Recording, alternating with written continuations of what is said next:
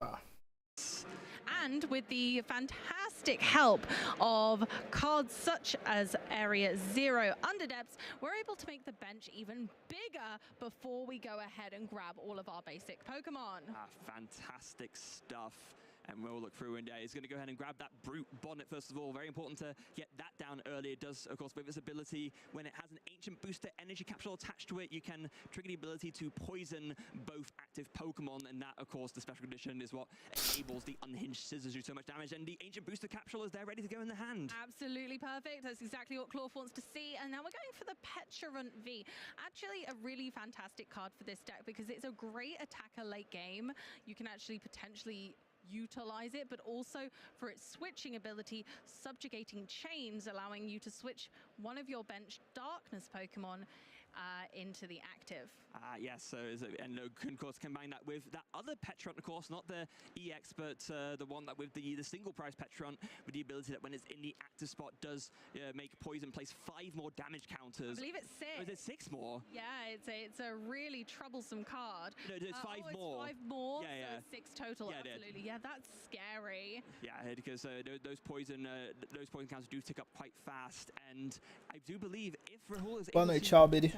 that Radiant Hisuian Sneasler, the extra Quase madrugada, né? Começando a madrugada. Esse calor não deixa de dormir não, bicho. Aproveitar, tô assistindo regionalzinho aí. Fiquei fora o dia todo. Our Brute Bonnet from using its ability Toxic Powder as a sister on the throne. Não acabei o canal. Não entendi.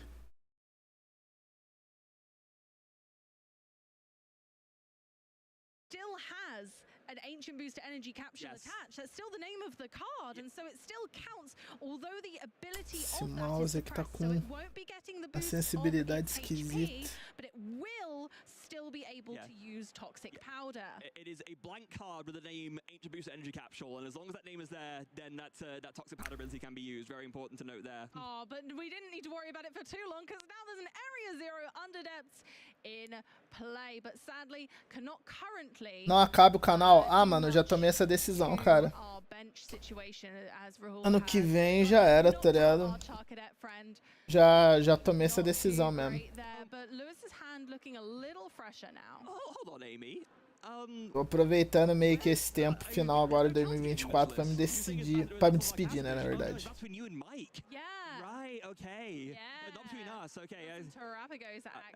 Quer dizer que, sei lá, esporadicamente, se eu tiver meio na doideira, eu não abro uma live assim pra falar borracha ou alguma coisa, mas não vou ficar mais engajando em projeto, ficar trazendo conteúdo didático, essas coisas assim, não.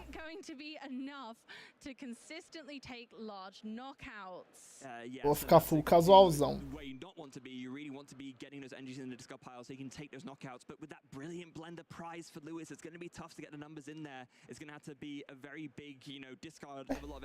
Mas não é o primeiro turno dele. Ah, só pra tomar porradinha? It right away. I wonder whether this is actually for its attack. Yes, I think it is. Of course, with that assault landing, does actually do a very good amount of damage for a single pricer, just for 1 energy, 70 damage. You do need a stadium card in play to use the attack, otherwise it does nothing. But I believe that'll be enough to kill the Petulant with the 1 poison damage. Very much will be. So Petulant will be its own. Não, que isso. Que eu entendo, tá ligado? Ainda mais quando alguém que faz 13 anos que tem um canal finalmente fala, não, esse é o ponto final. Eu entendo, tá ligado? É uma história, né? Uma história, tá ligado? Mas realmente cansei mesmo, tá ligado? Tipo, eu sinto que eu cheguei no meu limite. Tá que eu até me arrastei esses últimos 2 anos, eu queria parar antes. Eu até falei isso já, eu me arrastei esses 2 anos porque era a época que eu tava muito fodido de grana e eu tentei o esquema de projetos, que até me ajudou, tá ligado? Vou mentir não. Fazer projetos aí, teve uma galera legal que engajou, tinha uma época que entrava muito projeto, mas aí afunilou, tá ligado? Funilou demais.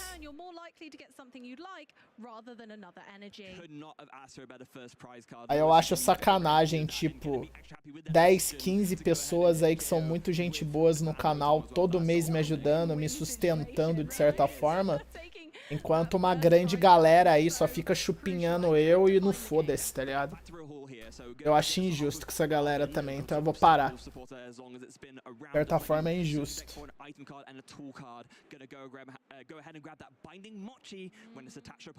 Pelo menos eu considero.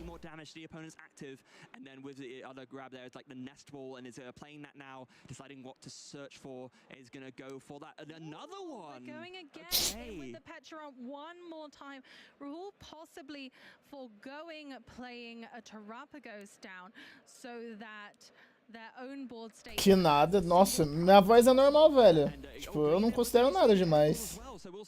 Minha voz pra mim é super padrão, velho. Another brute bonnet for good measure, and is that double Hisuian heavy ball in the prizes now? Yeah, it is. Goodness me. Cara, talvez eu devesse fazer que nem esses caras, né, mano? Eu acho que faz uma diferença do caralho anotar algumas coisas relevantes da partida num bloquinho, tá ligado? Caralho, ele usa 2 balls de Hisui, você tá maluco. Não, eu entendo ele usar 2 balls de Hisui, mas eu achei ainda muito exagerado. E aí, Gosto, tranquilo?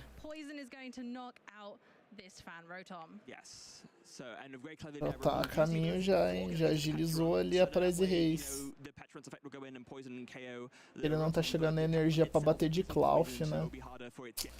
Tem que ficar nocauteando de Sneasel, Sneasler e Pecharunch. Blender, né?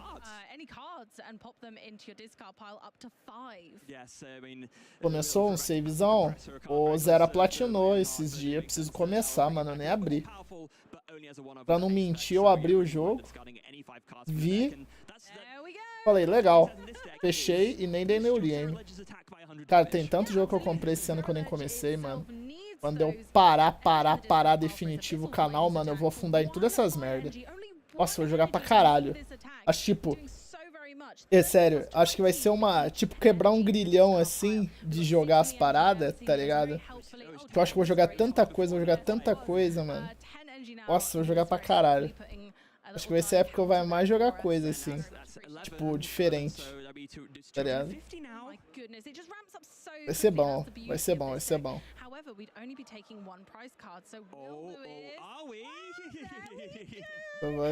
Vai num curso de teatro e ganha um diploma pra dublar alguma coisa. Ah, caramba, sério, eu não acho que é nada demais não, mano.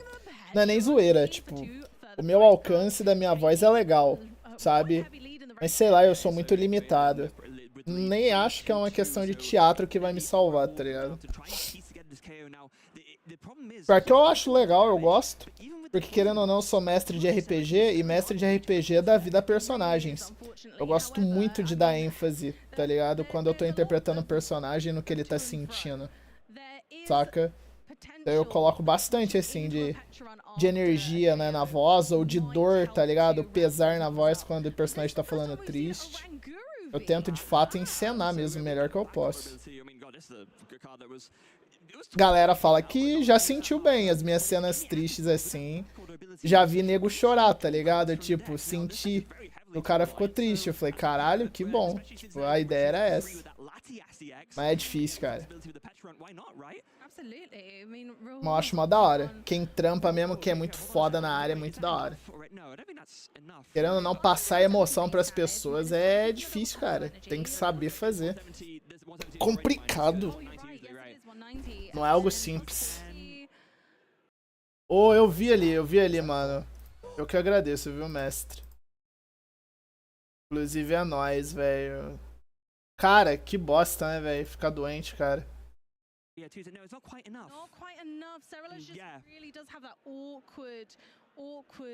Mas obrigado não, mestre. Valeu mesmo. of work more in his favor with that Hesperian Sneasler on the bench. So I feel like even retreating isn't a bad call here to get rid of the poison, and it would put 2 further. Melhoras, inclusive, seja lá do que você tiver zoado aí.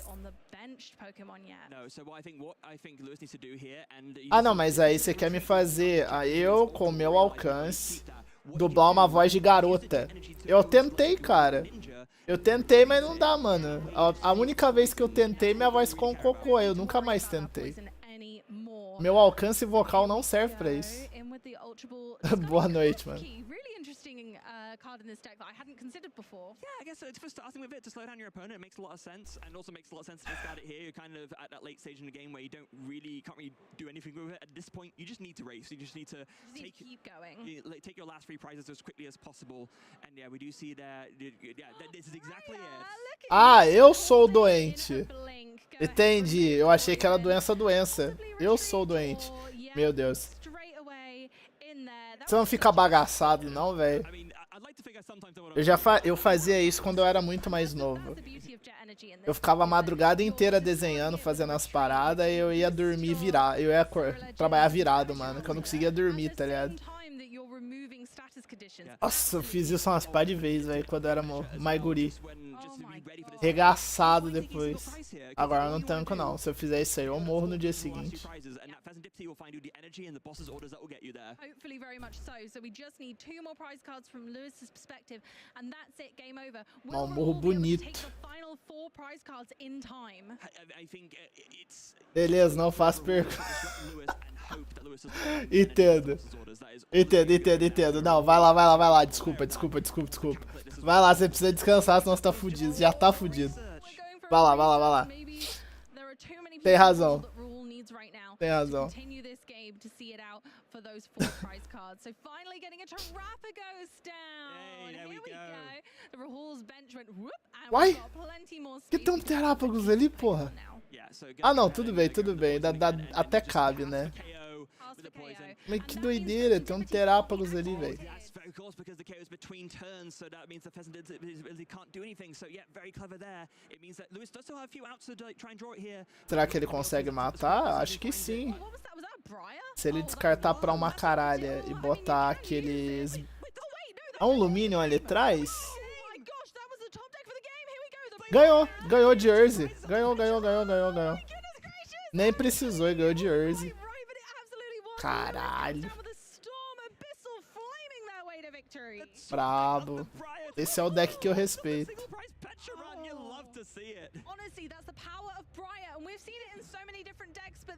Brabo. Vou pular pra próxima já. Bom de já ter já ser offline, né?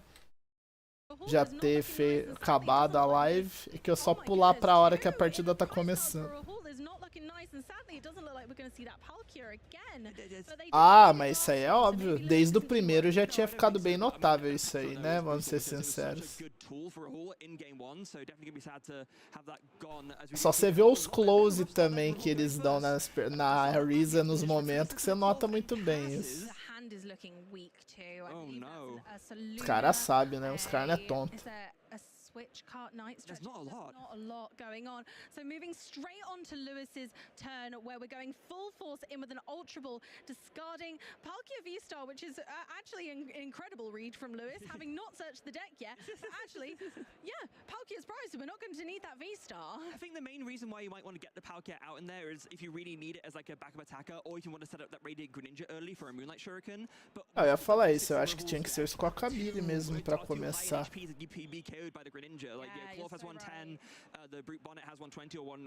E o Bonnet não tinha a cápsula.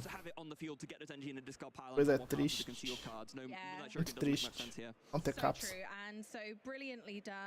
One energy and then a Pokemon we're not going to use and a Charca deck. And a great Squawk and Seize. Squawk and Seize is a fantastic ability in this deck. Habilidade do Greninja. Going for concealed veio Carmine. Drew into a Carmine. I love this inclusion in the deck. I play Carmine in my version as well. I think it's a really underrated card. If you do end up going first, being able Caralho, to filho, isso é accelerate bom. the discarding of your energy by always being able to play a supporter is just fantastic. Ih, não, prefiro só dar Skullcabile e não gastar Carmine. É, jogando segundo faz sentido. Outra Carmine. Cadê? Não quero saber de ad não, filha da puta.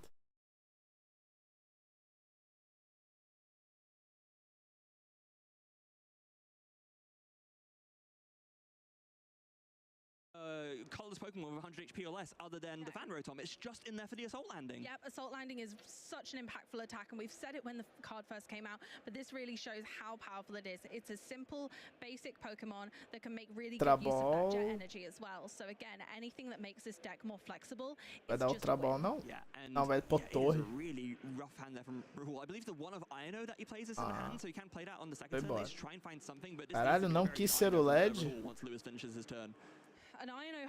Vai correr atrás do que agora? Do Minion? Oh, terceiro Charcadet. Attack this turn because we need to evolve the Charcadet. Yes, you do, and going to preemptively put the Water Engine on the Radiant Greninja. Very caralho, puxou 3 Charcadet, bicho. And if it doesn't get knocked out, then you can just discard it to retreat into a Charcadet and attack. That's the beauty of sort of Cerulege's more favorable attack being only 1 energy to use. Sim. Is huge. Yeah. Wait, hold on, didn't Lewis? That was the Squawkenseas. No, but there was 7, wasn't there research as well? Am I missing something? I believe it was just the Squawkenseas, okay. and then we're going for the foi Skullcabile. Retreating into our Charcadet. And that's probably turn, I imagine. Okay, yeah, I must admit, I think I got confused. I thought I saw 7 from the first discard, so I thought it was a research, but no, it was 6. So yeah, that makes more sense now. No, that's all right. Yeah. It happens. It's really hard for us to keep track sometimes with so many cards going into the discard pile, especially with Lewis's deck. Yeah, so Ultra Ball coming in from Rahul. Oh, that Plasma Freeze Ultra Ball. That's almost like a low-key flex, right? Because it doesn't look as flashy as the full art gold Ultra Balls, but if you know, you know. Oh, you know. Yeah. Oh, it's so gorgeous, honestly, and a really beautiful card. Giving a great effect. Yes. Searching out a Pokemon will really help Rahul out here, managing to get, I think at the moment our struggle is getting that tool card, so we're considering the Oranguru because it really is crucial to get Pokemon poisoned. Yes, it is, and not only that, of course, but by benching this Pokemon, it is a Pokemon V, so if you can draw into your Forest Seal Stone, it's guaranteed out to find something and have a switch card, so we can actually make use of the back order ability. Here we go, back order, going into the deck and searching out 2 tool cards. Yeah. Great. Yeah, so probably I imagine it'll be that Forest Seal Stone and that Ancient Booster Energy Capsule. Get your guaranteed search of any one card and make it so that your toxic power. Esse Oranguru é útil no deck também. That really shows why Oranguru V was a consideration for this deck. You're right. It's like a 2-pronged attack, really. You get the Ancient Booster Energy Capsule, which makes your deck work in the first place, and then the extra tool card can always be that Forest Seal Stone, so you can search out anything else from your deck. Yeah, and that really, because that Ultra Ball wasn't in the hand force, that was a draw for turn. It was about as strong a draw for turn as you could ask for, because now there's going to be following up with that INO as well. So going to go ahead and just like play that, draw 6. Tissera. And even if you miss like a certain piece that you might need, you can just go ahead and search for it with the Forest Seal Stone with the Star Alchemy. This feels like a much better setup thanks to that Ultra Ball, and we've got Energy Area 0, Mochi.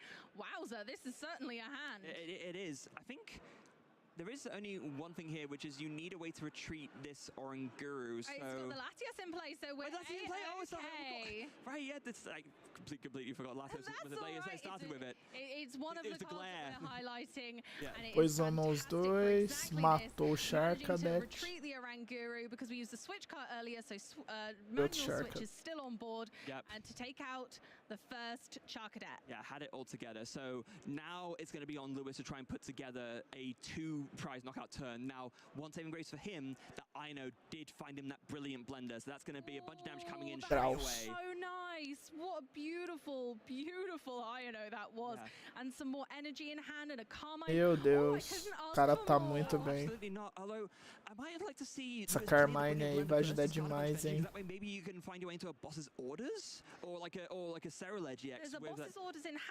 Blender primeiro. That's the huge problem, is that we actually just don't have our evolution yet. Yeah, so maybe we could have played the Brilliant Blender first to thin energy out of the O deck resto to make no it prize. more likely, but decided to play it that way round instead, and so now just gonna go for that Brilliant Blender and yeah, get some of these energy into the discard pile there. Should be more than enough to take a knockout Tem on que a tomar two-prize cuidado, Pokemon. que senão ele Like fica you sem mentioned, energia the pra Boss Sword is bater. actually already in hand, but is just missing the Pokemon itself. Yep, we just need to be able to actually put some pressure on. So it might be that the boss's orders might have to go into the discard pile in this instance, going for Carmine, because unfortunately Bota we are mais going uma to need to jato. keep digging for that Ceruledge. Yeah, and unfortunately as well, one of the early Ultra Balls that Lewis played did of course discard one on the Ceruledge EX. There are only 3 in the deck, so that means there's only 2 left right now. Pezan. Oh, wait. Oh, interesting choice. Gonna discard the Fazendipity EX with the Brilliant Blend. Is there a Night Stretcher in hand? If there is a Night Stretcher in hand, I would imagine it would be used to get the Ceruledge, but maybe we're going to flip the script instead. It's an unusual but good tactic. Doideira, Putting doideira, cards in the discard doideira. pile so they're essentially searchable with a Night Stretcher is a tactic I've seen utilized more and more in this set. Yeah, oh, hold on a second. Doesn't quite look like it, but we do have Fan Rotom Já tá in hand batendo again. 150. No way to switch potentially? It doesn't look like no. it, no, so maybe... No. No, so maybe we can go ahead and put it down. Oh, it's going to be just I attached think with we're the going to be Fire Carmining. Oh, that's 230. it's a shame though to miss that. Oh, there's considering you're playing a Pal Pad. Could you maybe use that to The get Briar. back the Briar? Yeah, Really important. yeah, but no, it looks like it's just going to be Carmine, and that's yeah, a Foi o que little eu bit of pensei. unfortunate sequencing there from Lewis, so not quite able to put together the ideal turn. Oh, mas caralho, tem AD essa bosta, hein?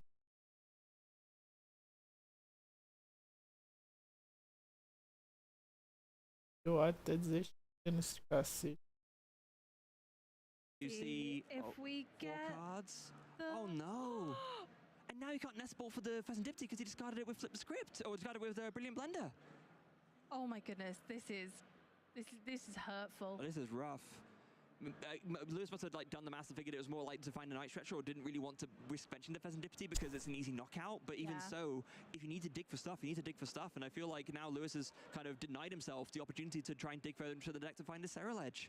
Indeed. Going for the Buddy Buddy Poffin, it's going to help thin our deck a little bit more and possibly get some more Charcadet on the bench, as we're going to need them. Yes.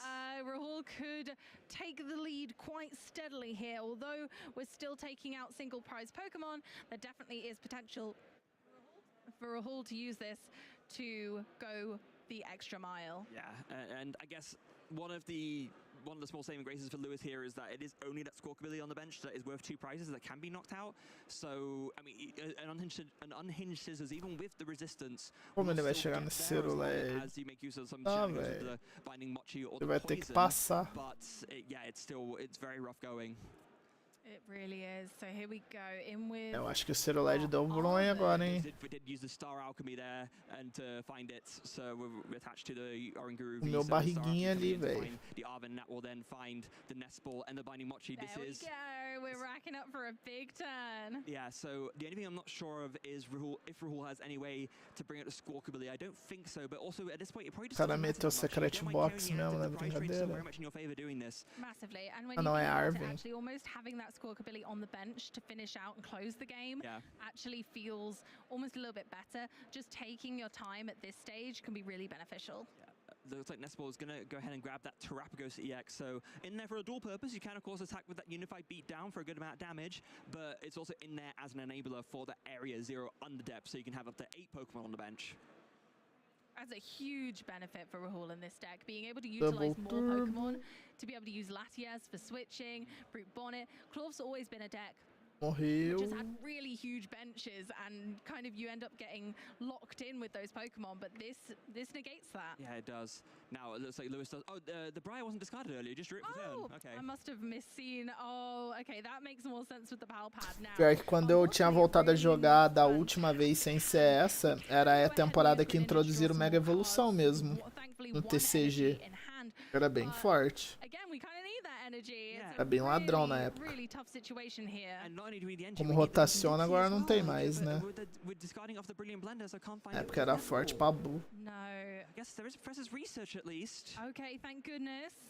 We're definitely going to draw more cards now. Are we going to see the Ceruledge? I mean, there's 2 left in the deck, right? You got to like favor your odds of finding it. Yay, there's the Ultra Ball. Oh, and there's the Night Stretcher as well. Oh wow. Okay, so yeah, the all of the cards. Pelo amor de Deus, se não chegasse um Ceruledge nesse turno era pra parar mesmo. Ultra Ball and possibly a Night Stretcher as well, but I would imagine that might be saved for later. We'll see where Lewis decides to go with this. I mean, one thing you could do if you wanted was Night Stretcher, that fan Rotom that was discarded. Ooh, or you could do it just grab the Ceruledge just so you can ultra for it. You save more resources that way. Yeah, just keep your full hand for later. You are now ready to go with an attack. You can't use boss's orders, unfortunately, because you did just play the Professor's research, so pra it will have to be duas. a single prize KO that Lewis is happy with. But like we saw last time, maybe that doesn't matter. Maybe you can pull from Último Professor Ceruledge do Absolutely, deck. and yep, going ahead, grabbing the other Ceruledge EX, making it harder for Rahul to Foda vai ser. easier lines of knockouts and going for Tem muito pouco do deck making sure that também. we're guaranteed to have Se ele another mostrar, one. ele toma I deck need to out. correct myself. There's only 1 Palpad in the list, and that was discarded. So now with the Briar Matou discarded as well, prize. there's no option for a Briar play this game.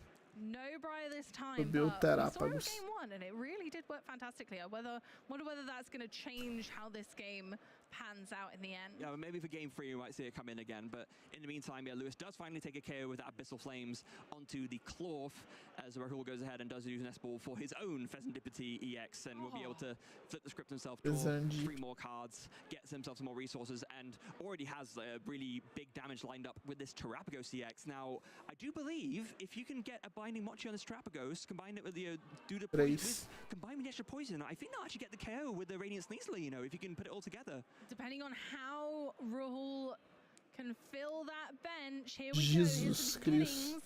Actually, no, you don't even need the Radiant Sneasler because the Binding Mochi you do 260, and then one poison will do it for 270. That's enough. Yeah, absolutely. So Terapagos really coming through on this one, and again showing that Binding Mochi isn't just for Cloth, it's a friend to many. Yes, so we're going on to the Terapagos now, and yeah, the Radiant Sneasler will Trincou o Parmita, hein?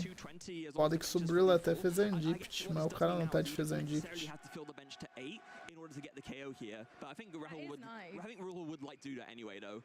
It's always a nice move to be able to fill the bench like this. Yeah. For when Area 0 is taken out of play, so if Lewis does replace it at any point, Rahul can potentially get rid of any Pokemon into the discard pile that may feel maybe a little bit like liabilities against Lewis. Yeah, so 1 more going onto the bench now. So this Terapagos now doing 190 damage. That would be 230. And then with the extra poison, that'll be a little bit short actually. So does still need a bit of other bench Pokemon. Otherwise, he'll need to keep going. Lewis has kept his bench quite thin, and maybe for good reason. Yeah. So I mean, there's Night Stretcher. That will do it. Yeah, you do need the full 8 bench. We'll get back that Cloth as a good follow-up attacker there. So now, as long as Rahul remembers to announce the Toxic Powder, there will be a KO here on the Ceruledge. Absolutely, there it is. Toxic Powder poisoning both Pokemon, and going ahead. Caduz, aí na passe ele morre. My word, that is such an impactful move, going down to just 2. Interessante a estratégia de dano que ele bolou. De fato, interessante. Ahead on Lewis's board.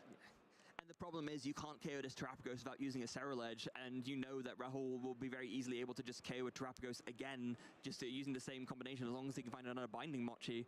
So yeah, Lewis really needs to play his Ino here and hope that Rahul misses off of this flip the script. A Black Friday da Max chegou e com 70% de desconto. Caralho, mas tá tendo ad a cada 5 minutos, velho. Here we go. This could be it. This could be the INO that changes the course of this game. Isn't going to be enough to bring Lewis back from a really heavy lead from Rahul. Yeah. And then we do see he does draw into the Fire Energy and has the Earthen Vessel there ready to go as well, but doesn't need it. I mean, drawn the Fire Energy, Jet Energy ready as well in case that's needed, but just going for the KO. Yeah. Nice and simple. Yeah, more than enough for Energy. Mas não tem o que fazer, ele tem que ir pelo KO mesmo e torcer pro cara não voltar ali. To search for the Binding Mochi, so as long as there's a double turbo in hand to go onto that Terapagos on the bench, Rahul will take game 2. I don't think there was, though. I think Energy might be exactly what we're struggling for here. Gonna go ahead and thin the deck a little bit because we still have the flip the script, so 3 more cards minimum will be able to be drawn. Yes, and will of course not that he's able to use that second Forest Seal Stone, but just getting it out of the deck so that he doesn't draw into it with the flip the script. But it's going to be 3 cards, and really needs to find a double turbo engine off this. So it's going to be 1, Need to 2, see 3. it. I don't I see didn't it. see it. No, Freya, we missed it. That's There's a big no double miss. turbo energy, and that's just what Rahul needs Esse é o to problema do Clough. take Muito this in dependente da last energia extra turbo. tiny bit. It's so close at this stage, but we might be able to get the Petra run out and kind of try and whittle things down with the Sisby and Heavy Ball, but still, Não vai estar lá. it's just not quite enough. There's a Ah, double tem turbo in the uma prize ali. cards, of Yeah. course, so Puta how que many have we used pariu, thus hein. far? I think it's been 2, so I think there's like 1 in the prizes and 1 in Pior the que deck. tava lá I mean, that's mesmo. what we're working with here. That's not a lot. That No. is such a shame. That is so tough, and there's still quite a lot of the deck to get through. So going ahead and using the Arven just to keep taking cards out of the deck. We Yeah. want as That is one. largest choice. Ele tem mais uma só, né? Oh my goodness, the super effective glasses. Hello. I love that card, and with more attackers than ever, Rahul is in a really, really good place to make use of that, especially Papai with doceiro Claw LED conseguiu being voltar able por to causa bring disso. lots of weakness into the former. And Só o of course, that Poison has do been Peixarum Electro não Beam into grass resolve. typing for Charizards. Yeah, just in case of another disruption, gonna go ahead and put the super effective glasses on the Latias. Not gonna be Envenenou com 80. Yeah, then it's just gonna be the poison and pass. So with the Petrun's ability and with the Radiant Asturian Sneasler's ability, there will be 8 poison counters, 8 damage counters from poison between turns. And now it's back to Lewis, who really can't afford to. Se ele tomar uma Boss Order, perdeu, tá? I mean, I Ah think não, he might perde be able não. to, Freya. Ele I tem think Boss Order na mão. disruption Mas vai might be the faltar name of the game here for Lewis. kill. If Lewis can disrupt Rahul enough, maybe Rahul won't be able to get that double turbo energy. I mean, I guess you have this boss orders in hand. You just have to go for Matar o for the here. Fezandipt? Oh no, of course you need to get the Blood Moon Luna because if you don't KO it, then they're just Ah, comes in, é. so, yeah. O Ursaluna ia ser perigoso mesmo. Eu tinha até esquecido do Ursaluna. Bring forward the Ursaluna so that Rahul can't select it when siphoning that bench Tem que down mandar to mais um Pokémon. embora. But in an ideal world, because the thing is, yeah, he needs to clear the Blood Moon Luna. Sério que ele mandou o Clough embora, mano? Blood Moon, but also it means that you can't get rid of the Fazendipity for flip the script, so it's it's Tudo bem really, que ele really pode rough. Lewis, voltar com outro he had no choice board, there. He né? had to take down the Blood Moon Luna to guarantee Mandou o the- Sneasler embora. to guarantee the loss prevention.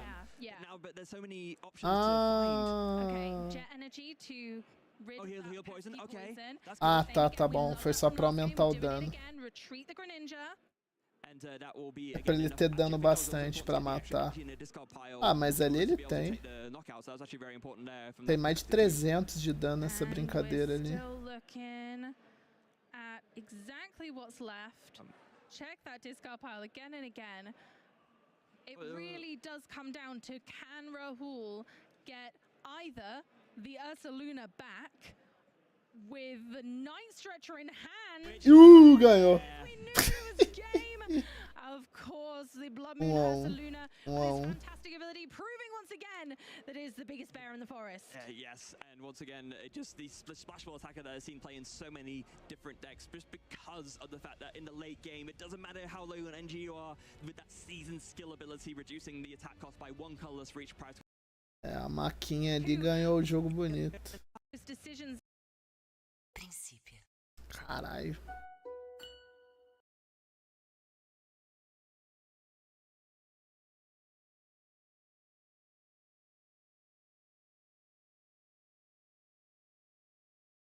Aí começou a terceira, peraí.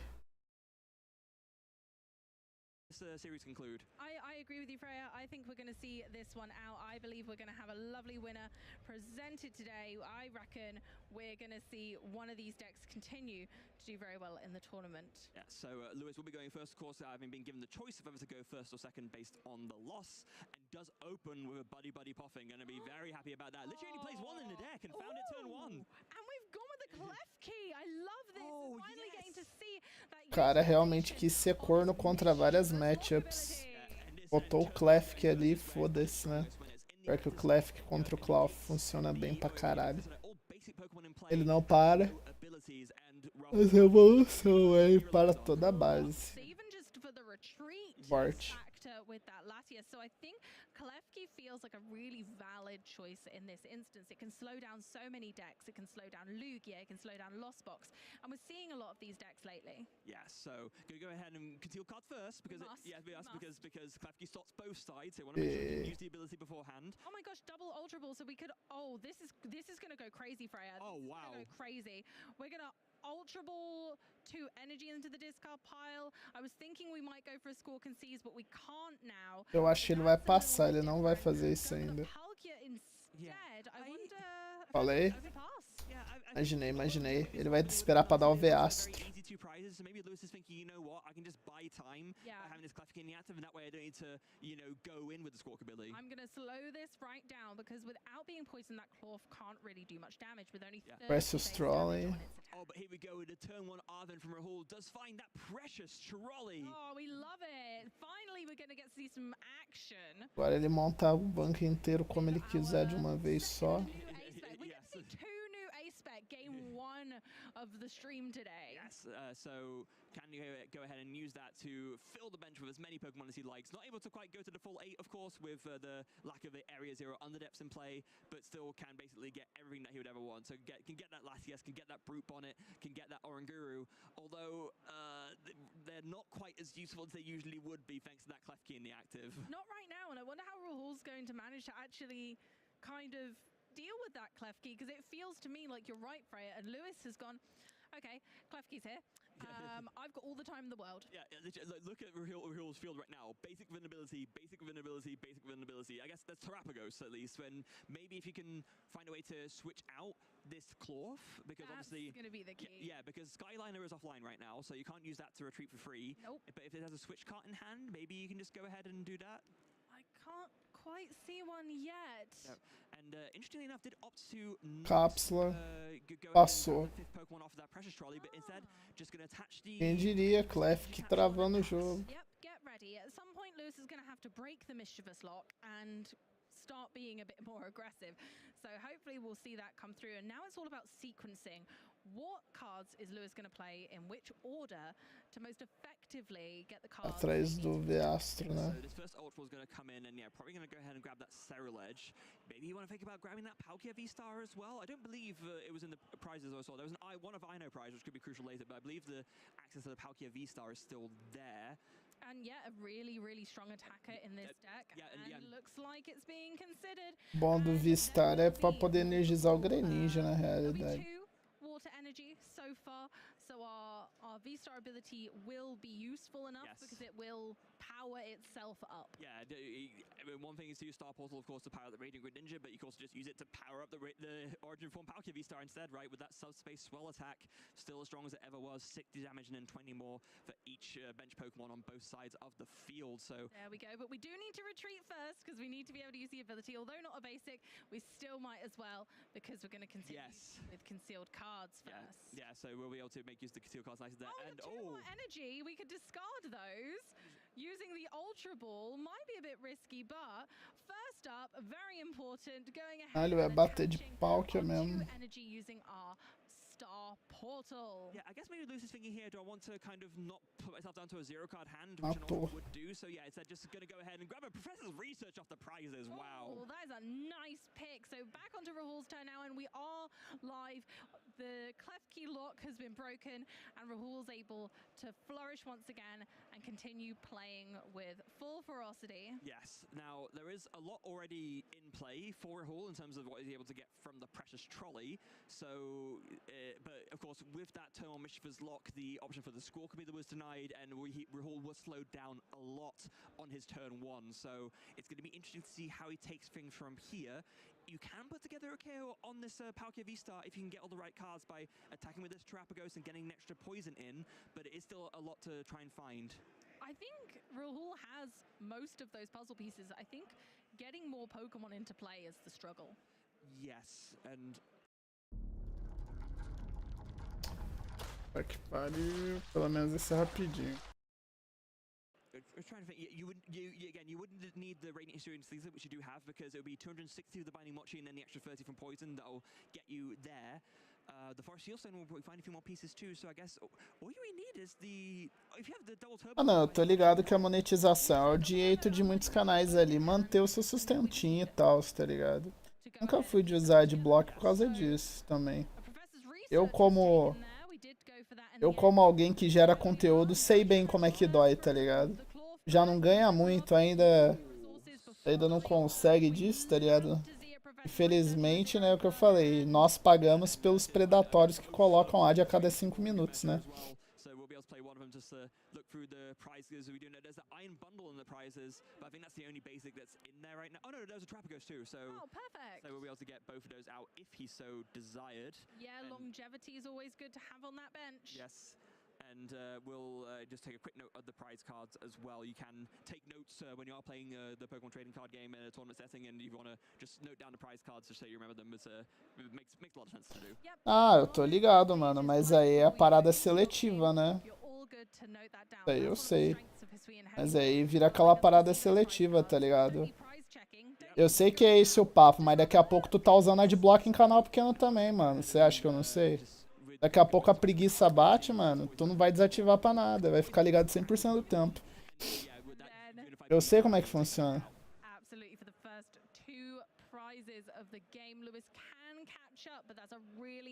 Então, ó lá, você entendeu? É esse o ponto que eu quero dizer, entendeu? Por isso que eu falei, eu não julgo não, mas tipo, eu principalmente como produtor de conteúdo vejo outro lado. Sei como é, tá ligado? Resources in hand, I'm fairly sure he can put it together. So he does that. Rahul takes on a 2-prize KO, and if Lewis can then go ahead and find the Briar to take a free prize on something to win the game, that's how I imagine he makes this comeback here. Lewis can make that comeback, absolutely. The Briar would be essential to that play, but it will force Rahul to have to really consider how he takes his prize cards, because going down to 2 will enable that perfect Briar turn. And like the way that Rahul might be able to might want to try and play around it is by, for example, trying to take a KO over Cloth, but Cloth doesn't do enough damage, even with the extra poisoning and the binding Mochi, to KO a Cerulege EX, which is why Terapagos is in there in the first place. Yeah, it's not quite enough, so it's going to be tricky. If anyone can do it, I know it's Rahul, but Lewis does have a really clean shot at taking the final 5 prize cards by taking 2 now. And then, as you well assessed, Freya, 3 with a Briar. Yeah, but does need to still put it all together. 8 energy in a discard pile currently, so that'll be doing 190 damage. Oh, no, 9. Okay, so that means 210. So we are not that far off a KO here, but we do need a couple more energy. We need a little bit more, and I don't know if we can get there. Going with the research, let's grab some more cards and see if we can discard some energy. Okay. It's gonna be a big draw here from the research. What does he find? I think Ultra Ball plus Jet Energy. I think that might do it. You know. That does indeed, and of course we need to attach one for turn. Oh, and there's a Pheasant Dipty as well, so you can use that to flip the script, draw some more cards. Oh, we love this. Yeah. And gonna be very, very happy about that. And Jamming Tower as well. That's super, super strong. There's some great flexibility here. I wonder what the discards are gonna be. Because we'd be able to like shut off that binding Mochi means that Rahul will be able to have to find a counter team if he wants to try and take a big jogar as duas. Ah, não. Achei que tinha mais uma jata ali. So once again, increasing our damage. We're now at the point where Terapagos can be KO'd. We need the fire energy still in hand because Cerulege in the active does not have any energy attached. So we do need that one. It is in fact an exact knockout. So yeah, with 10 energy, that's 200 damage plus the 30 base from Abyssal Flame. So that 10th energy in the discard was exactly what Lewis needed to get the KO there. We are heating up the kitchen with all these flames because here we go with the Jamming Tower to once again make Rahul have to discard some Pokemon to get down to a 5 Pokemon bench, and these are really tough decisions for Rahul. Yeah, this isn't really like the Terapagos deck where often you can make or rather the pure Terapagos deck where you can make the easy decision discarding like Noctowl and stuff like that. Okay. Every single bench Pokemon in Rahul's deck really matters, so it is really tough. And wait, did Lewis choose to not use Flip the Script? Yeah, we went for no flip the script, but that's okay. Wait, was the KO from... No, the KO was from Poison, that's why. Oh, yes, again, it's the same thing like we talked about last time. Yeah, it was because it was so perfectly made up in the end. Yeah, oh, wow. Yeah, because 260 ticks up into 270, or no. But anyway, it was from Poison, that's why I couldn't use the script. Yeah, it was definitely from the Poison. Yeah. So there we go, the Area Zero Underdepth is back. We've got a Mochi. For Terapagos, Energy and Mochi on Cloth, all ready to go. So, Boss orders the Fezandipity again. Yep, this is a really great call, preventing Lewis from drawing Fezandou e matou o Fezan. might bring him to the Briar for that win. And also importantly, making it so that he can take a KO with a single prizer. So now that kind of avenue is not really open anymore because you can't, you play a Briar here, but it only gets you 2 prizes. It doesn't matter. So actually, really, really important that Rahul was able to piece that together. So now it's all going to be down to this concealed cards. Yeah, but there's no counter catcher in Lewis's deck. There's no way to like bring up. Do like? Eu acho que do like eu assisti sim. O do regional da semana passada, eu realmente creio que eu não vi mesmo. Eu vi em off. Eu não faço muito stream assistindo, depende muito. Não é muita gente que assiste, eu faço só quando eu tô bem aleatório mesmo.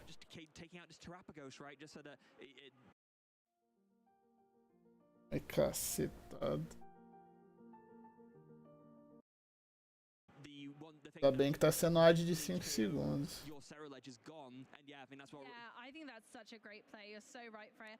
Taking away the obvious threat, the Pokémon, which means that Rahul would be able to get the win. But now it's Rahul's turn. Does he have the means to piece together this win? He needs 2 more prizes. Does he have? There's a nest ball. Oh, that can get the Bloodbiness Luna. And we see it once again.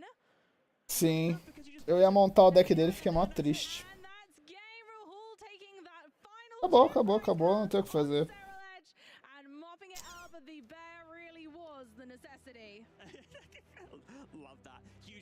Acabou, não tem o que fazer ali. A segunda partida.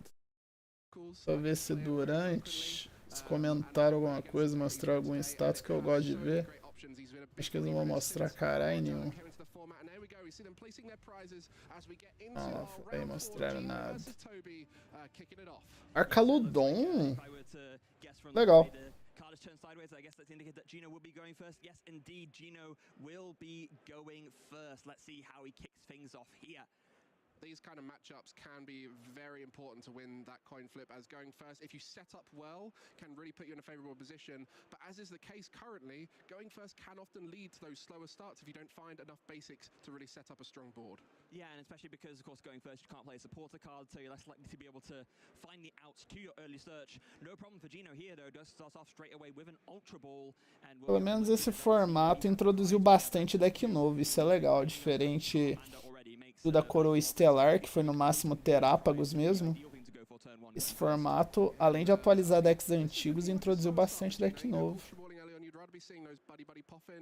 Oh, Zard, filha da puta, que eu tenho ódio. Nossa, mamei pra um Zard hoje de novo, velho. Vai se fuder, esse deck tá virando minha sina, cara.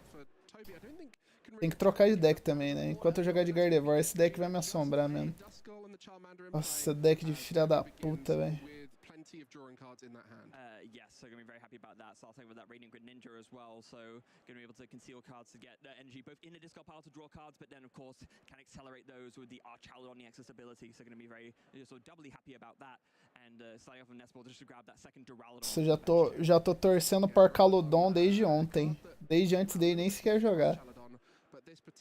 Sei que as chances dele ganhar são meio baixas, mas já tô torcendo pra ele antes dele começar a jogar. Its second attack. Okay, right. So yeah, that's going to be very, very meaningful later on. It's very interesting. Relicam. That's a card that we've always when it first came out, of course. Yeah, with that ability to memory dive that lets you use the attacks in previous evolutions. Not really seen a whole lot of use, so not finding yet. Maybe this is finally the home it needed. And this matchup is really important, so you guys got to watch out. O RNG base, né? Ou ganha ou não ganha. Each damage counter on this Pokemon plus 80, so it's going to do a lot of damage if the Charizard can't quite passou. knock out. So Gino now E turninho meio merda também, né, velho? Triste. Nossa, o cara tá cagado pra dar Desclops e Quissera depois. Abriu daquele jeito. Abriu cagado. Os caras com Zard não começam assim comigo, né? Os caras começam explodindo de 2 Poffin, a mãe pelada na mesa. Rotom pra 3. Tá lá, aí eu falei do Rotom, ele veio mesmo. well. The advantage for both these players of going first is you do get to evolve earlier, but if you're not able to find that rare candy, Aí veio por causa da Risui. Veio por causa da Risui. Senão não ia vir, não. Veio, Rotom. Olha lá, Rotom pra 3 passou. Because with that, like you just said, if Toby can just find enough Charizard on the X and a boss's orders to bring up the Charmander, Toby can just deny Gino a Charizard at all. Well, we'll see if that's possible. Os dois decks não fez direito o jogo turno 1. Não conseguiram fazer um jogo decente. Jogou menos que o básico. Quissera. Nossa, quanta Quissera.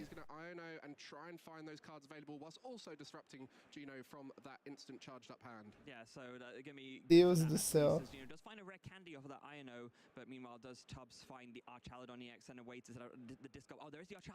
Tênis. Descartou. Caralho, descartou Arcaludon, velho.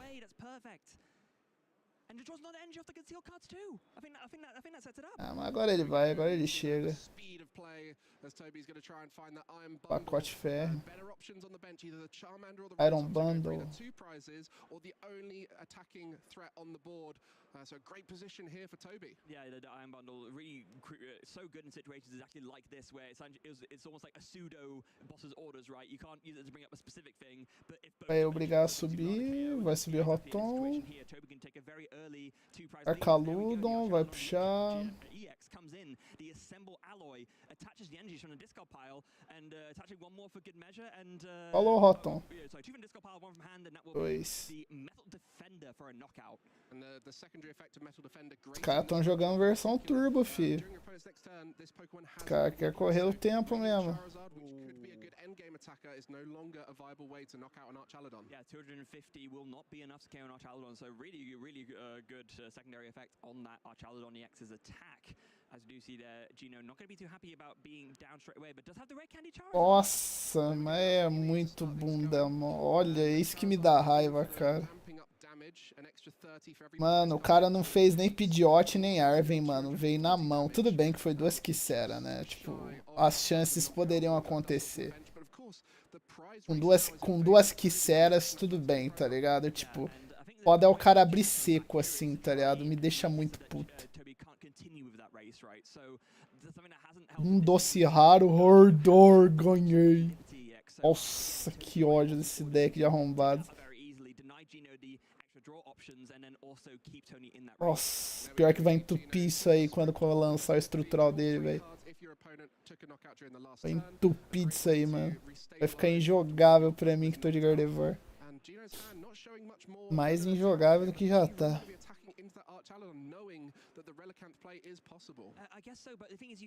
Ah, eu tenho um praça de festa. Aí é hora de eu tirar o praça de festa da caixinha e brincar. Deck de R$10 que bate em Charizard. Quando ele não brinca, claro. Yeah, you might be right. That could be the route here for Gino. Yeah, it must be, because absolutely you're right. You do not want to be attacking into this Archaludon if you can't get a KO, but if you can, absolutely good going, and it's exactly where you want to be. A sister on the throne.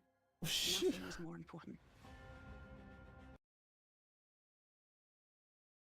Coming down, hopefully can establish a Pidgeot EX in a later turn for Gino. So useful to this deck's stability, and actually going to be so important that 2 Pidgeys are coming down, and there will be the knockout from Charizard EX. Burning Darkness for 270 plus that 50 from the. É, ele não faz nada. Contra Alterapagos com build defensiva, faz nada. É triste. É bem triste. Ele vai ficar pingando no máximo uns 20, 30 de dano em você em cada golpe. Não consegue te matar. Now that Gino has been forced to use this Dusclops, Toby only needs to take 3 more prizes to win. So you could try and go for like a 2-1 prize map kind of deal. It depends on how Toby wants to play it, but I think taking out that Serendipity is pretty much almost always going to be a good idea. Yeah, exactly. And once you get down to 1 prize card remaining for Toby, that takes away any kind of Dust Noir shenanigans that might be possible. Exactly. So just being ahead and staying ahead can be really useful for the Archaladon list, and there we go, an Arven for an Earthen Vessel and a Vitality Band. Ah, então ele tava de mesa cheia. Ele tava de mesa cheia. É que eu tô usando da cogitação que às vezes o cara nem tá de mesa cheia. O teto de dano máximo dele, se ele tá atrás no jogo, é 70 por golpe. Porque ele dá 100 mais 30 de uma faixa de desafio. E o bufalante tira 60, aí ele dá 70 por porrada. Mas mesmo assim, demora muito. Até ele matar, o cara já matou ele, já voltou. Demora muito. Se não tá de mesa full, dá menos dano ainda. And the prime catcher onto the Fezandipity will put Toby on one prize card remaining, but that does mean that Charizard EX is going to be doing full damage. Yeah, and it also means that Toby does not need a lot to win here because you only need one more prize card left. As long as you can keep a boss's orders in the hand, and that Scizor as well can come in with its attack for like only 1 energy and then finish things off really neatly. And Gino having to read the Scizor to remember what it does of course do more damage for every ability Pokemon your opponent has. Great knockout there for Toby, going down to one prize card. Gino now has to find Isso. and you're so Vai, Archaludon, nunca duvidei. Mata esse calango, filha da puta aí. You need another attacker. Is it Dialga V-Star? Is it that Scizor? Is it a Zamazenta? You know, there's so many great meta-type attackers, even just the normal Zamazenta, not just the Zamazenta V. And so the Scizor is coming in as a surprise factor. I'm sure many people are going to be benching ability Pokemon into play, into Toby, allowing him to hit high numbers with the Scizor. Yeah, I mean, if you want an example of that, look no further than Charizard is entirely ability-based, with the ability, the Infernal Rain on the Charizard itself. Fez a Risui de novo. The Fezandipity, the Radiant Charizard, everything in his deck has abilities. Yeah, it's literally only the Charmanders and the Pidgeys and the Duskulls before they evolve. Yeah. But if they're not evolving, then that means they're in range of the Scizor. Yeah. So very, very strong here from Toby, and Gino really needs to, yeah, exactly, find his Ino here. Foda é que o amigo ali, ele tá pra de ganhar, né? Cara, depende. Se ele conseguir uma boss orders da vida aí e ele puxar mais um Archaludon, ele já ganha. Vou comprar uma só, aí fudeu, e tomou Xera. Aí é o famoso mamei, né, velho? Charmeleon morreu. Nocaute. Ah, acabou, né, velho? Eu acho que não tem nem o que fazer. Falei?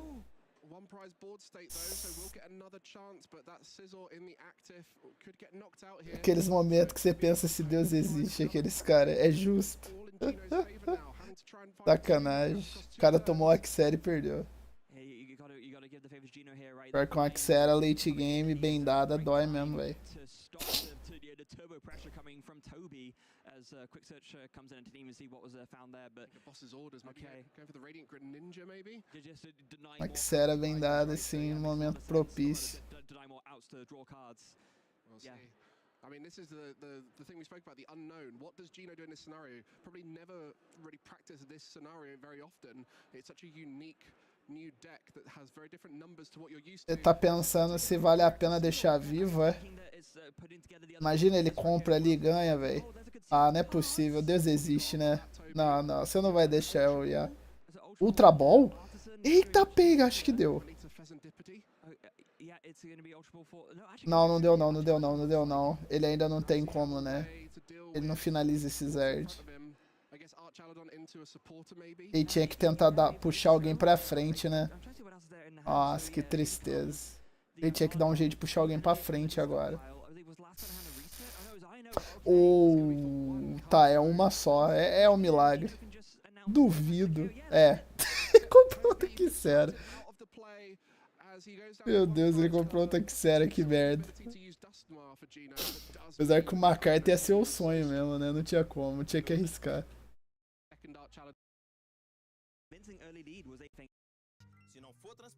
Mas ele chegou perto.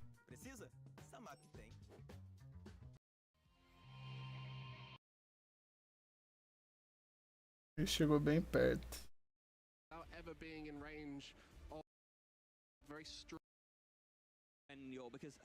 Belezinha. Pelúcia do amigo ali. Yeah, Gino missing both the crucial Vs and 2 Charmanders. E prizou 2 Charmander? Deus existe. Third Charmander, but not ideal, especially E prizou 2. É, tudo bem que quando o jogo roda, o cara precisa só de 2 Zard pra ganhar. Ele não precisa de mais que 2 Zard. Let's see how Toby makes the most of this, though. Did indeed choose to go first, wants to get these Duraldons onto the bench as quickly as possible so that he can set up and then evolve into the Archaludon EXs. Does have they play an Earthen Vessel, but is there much else going other than that? Actually, I'm not so sure. Okay, there's an Ultra Ball at least, so you can get a set up a discard pile nicely with some energy here. Yeah, I think that's the key early on. Like last game, it looked pretty ropes for Toby, not able to find the final energy needed to set up the Archaludon, but just about drew into it through a few trekking shoes. Another great card for consistency. You know a deck is doing something very simple when there's trekking shoes in it, because it means they don't need so many cards to make the main game plan work. Yeah, and does find a Hisuian heavy ball off the É, o foda é pegar Hisui e não ter nada, né? Entendo a situação do cara. Se pega Hisui e não tem nada ali, ia ser um desperdício do caralho. Exactly, especially if you're going second in any evolve. If you're going first in any evolving matchup, being able to evolve in your second turn, you don't need to worry too much about it being knocked out, unless you're against the more aggressive archetypes that we're seeing be very popular at this event. Now, what does Gino have in response? Does have an Ultra Ball to start things off, so we'll be able to find a Charmander at least. But yeah, again, those prizes, oof, is all I can say to those. Yeah, no Rotom V again. Luminium V can be so useful, especially off the Ultra Balls. Verdade, né? Ele prazou o Luminion também. And so, realization here might be that these are not ideal at all.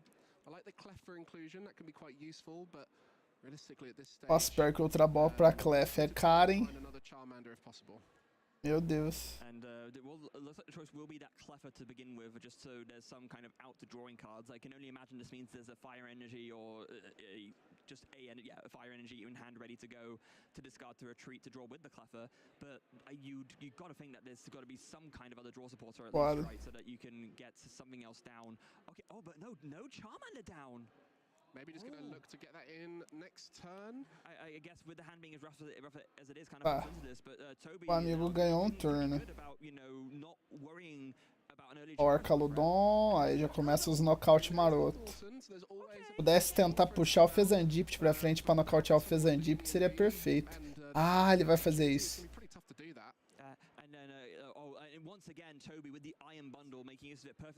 Ele não quis perder o PG.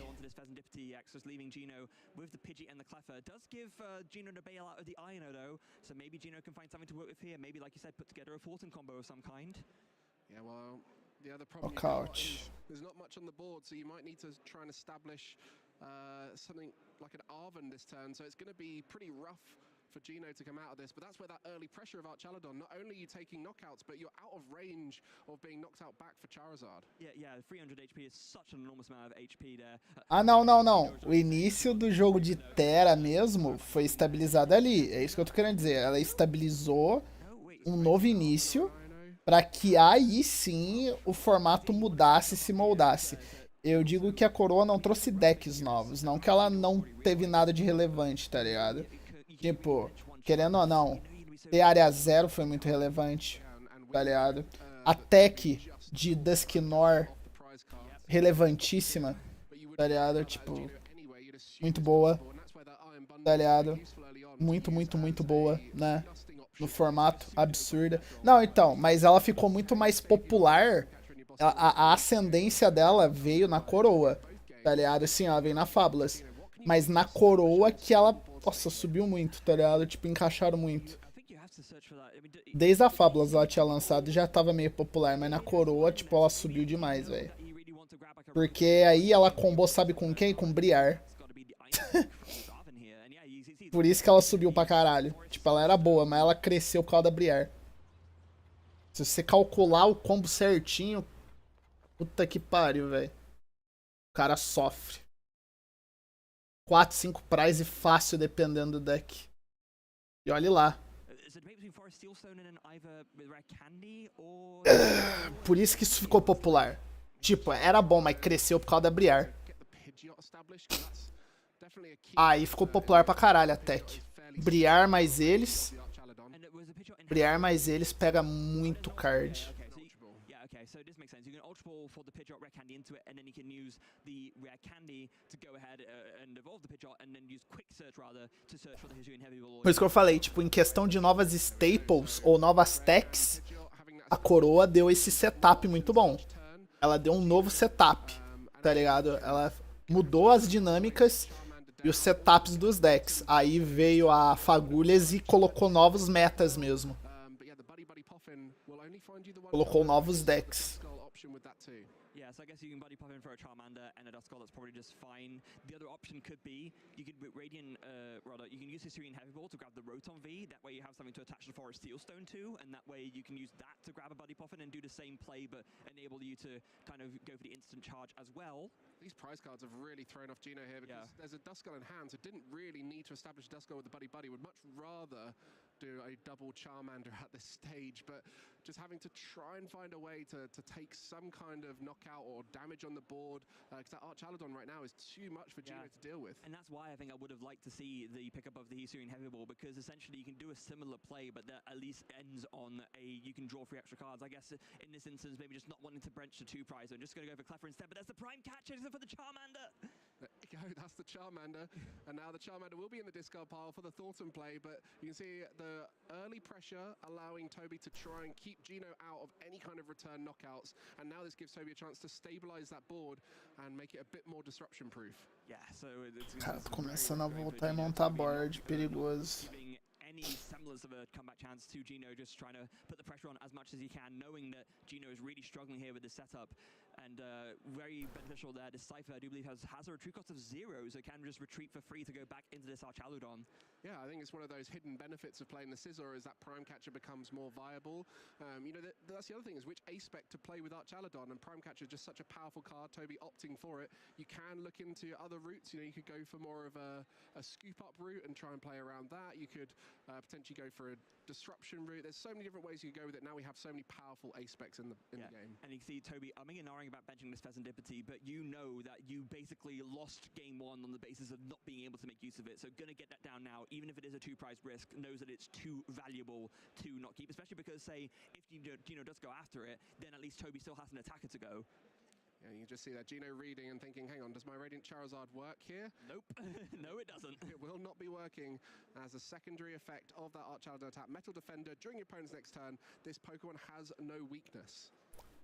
Now, if you're just joining us here for this Swiss Round 4 here at the Pokemon Trading Card Game Regional Championships in Stuttgart, we are currently halfway through our series here in the Round 4. Gino is currently 1 game up, but with it back against the wall as Toby is taking a big lead and looking to make a comeback in this series. 100%, and you can see how challenging it is to knock out that Archaladon. Not many decks can do it, and I think that's what the people who are playing Archaladon at this event are thinking about. They recognize that Miraidon did very well at Sacramento, and so they're thinking, right, what decks win well into this and also do well against the decks that beat Miraidon? And I think this is a great position. Archaladon a tough matchup for things like Terrapagos as well. Yeah, it's just got too much HP, honestly. Exactly, and it's a similar story for Golden Go, right? It's just very hard to knock out, so sort of playing into that factor. But one thing we can never count out is Charizard's ability to come back in any match, having that disruption whilst also having the ability to hit big numbers with a Spartan, né? large Charizard EX. And there we go, that's the Thornton play we mentioned. O doce Charizard. In hand, and there's going to be an Ultra Ball here to try and find that Charizard. Ah, não, ele vai dar Ultra Ball primeiro. Agora ele chega no Zard. For Charizard to come back into it. And this is why the Charizard deck plays the Thornton. It means that you are not just completely up a creek without a paddle in these situations where your only Charmander is KO'd, because you can use the Thornton to bring back a Charmander, and because it counts as a Pokemon that's still been in play for a turn, you can still rare candy it straight away into a Charizard. Yeah, Charizard EX has been, since it came into the format, a deck to always think about. And I think right now it's at one of its lowest playing percentages, but having a strong matchup again into Miraidon, as we mentioned, has definitely turned a few heads towards it this event and made people think, actually, this is the deck for the tournament. Yeah, it is. Now, not quite a KO here, 270 damage currently from the Burning. Não, mano, esse é o foda. O que eu, tipo, tenho raiva do Zard é que por mais que ele tenha que montar um setup atrás pra ficar estável, cara, o cara pode simplesmente, às vezes, numa situação desesperadora, manter um Charmander na mesa, tá ligado? Se ele conseguir, na cagada dar um doce Zard e já vem rampando, velho. se ele rampar a late game, ele rampa mais forte, porque ele dá 30 a mais pra cada prize que tu pegou, isso é ridículo. Se ele, tipo, botasse a energia dele e fosse um dano fixo, eu acharia já forte, tá ligado? Porque ele já se energiza. Agora, ele se energizar e ainda rampar mais forte no endgame é filha da putagem, velho. Ele tem HP alto também. Tem que lembrar do ponto também que por ele ser um estágio 2, ele tem HP alto. É filha da puta pra caralho, mano.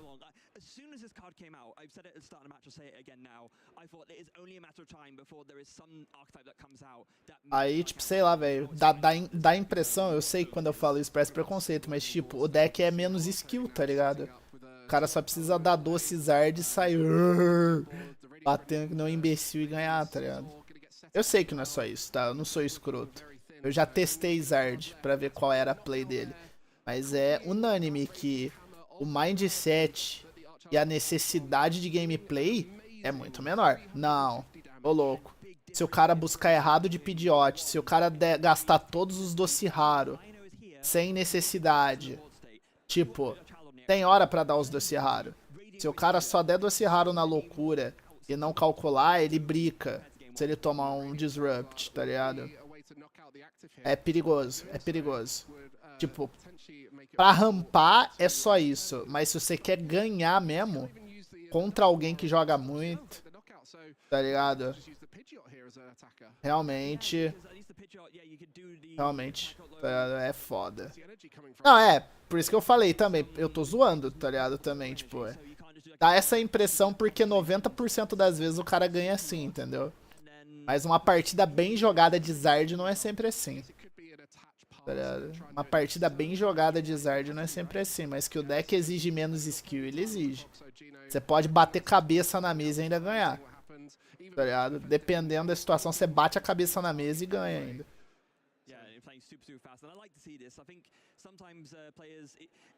Don't realize just how quickly the time ticks by, and even though Gino is one game ahead, knowing that in game 2 his back is against the wall, is going to play as fast as possible to make sure that all 3 games finish. Knowing Toby personally, I don't think I've ever seen him tie a game. No, he's one of the fastest players I know. He does not like the idea of tying, and he is a great example of if you play fast get your zona. Get a result, and there's the counter catcher. Oh, okay, that changes everything.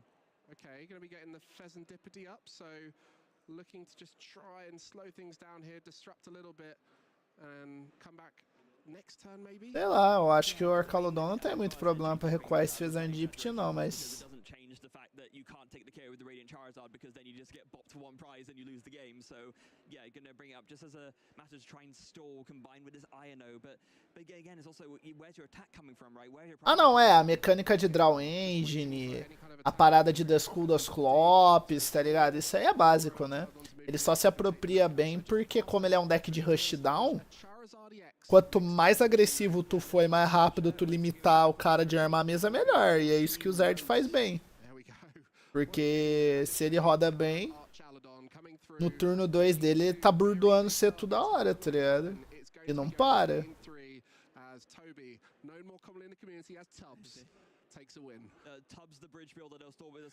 1-1.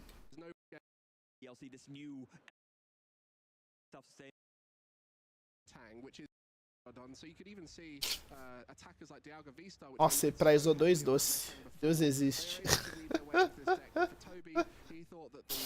O cara prizou 2 doces, velho. Deus existe. Aí ele mata o primeiro, ele pega os 2 de baixo e pega os 2 doces. Aí é foda. Tomara que ele pegue os de cima, que aí os doces ficam por último.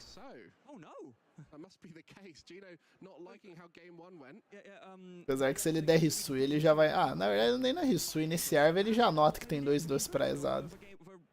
his first turn in game 3. Yeah, he played heavy ball, didn't find anything, and is now looking across at what Gino can do.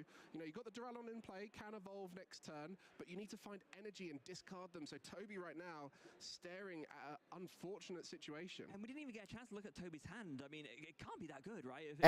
Então, eu sempre presto atenção. Quando o deck é key card, tipo, mesmo que seja 4, mas é carta essencial pro meu jogo, eu sempre, na primeira busca que eu faço, eu já olho quantas eu prizei pra eu não cometer miscalc.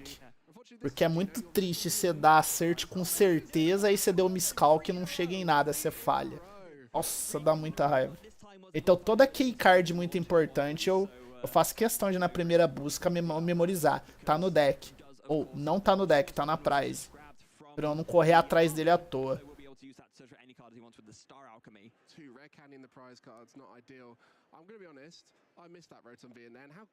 Nossa, é triste, hein?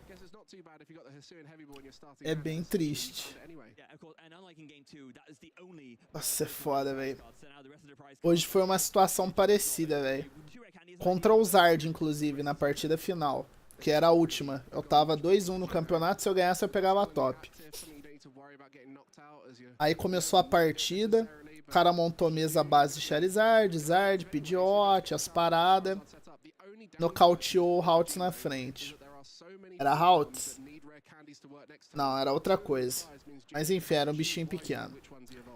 Aí eu falei, mano, agora é perfeito. Eu subo alguma coisa, energizo. Eu já tinha até treinado a estratégia já. Do Arven, tava com o Arven na mão já. Pego carimbo e pego involução. Eu vou voltar todos os bichos dele pra mão. Ele já gastou 2 doce. Ou seja, pra ele fazer essa play vai ter que gastar os últimos 2 doce de novo. E dependendo se ele vier com o carimbo zoado depois das 2 cartas e comprar, né? Ele trava. Porque ele não tá nem com rotom. Ele trava. Então, tá ótimo, né? É pra eu burdoar depois, tá ligado? Pra eu crescer vantagem e começar a correr. Eu dei Arven, o carimbo tava praizado. O carimbo prizou, velho. 1 de 60 ele prizou. Falei, ah, vai tomar no cu. Aí eu não consegui fazer a play. Aí eu tive que ir pra play normal que eu evoluía meus bichos. Aí na volta ele rampou e eu perdi. Nossa, eu fiquei pistola, velho. Falei, mano, 1 de 60, velho. Era a estratégia pra travar ele e não tava onde devia. Foda. Nossa, os 3 terápagos é uma bosta também. Não fico feliz, mas eu prizei as 4 Kirlia um jogo também, não tinha o que fazer. Essa aí das 4 Kirlia foi triste pra caralho. Prizei as 4 Kirlia, velho.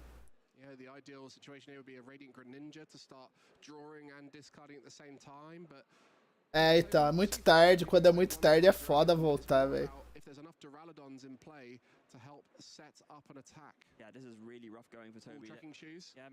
Às vezes é só o RNG falando que não é pra você ganhar, tá ligado?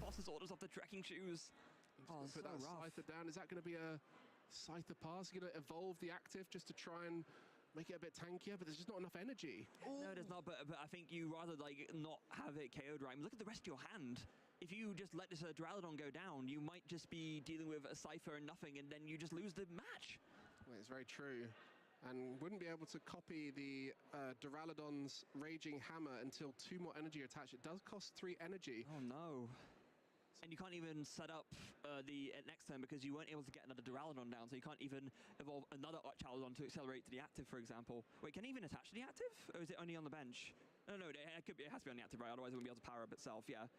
Straight over to Gino. Gino's going to start off with a Forest Sealstone, gets the rare candy, evolves the Pidgeot, established now early on.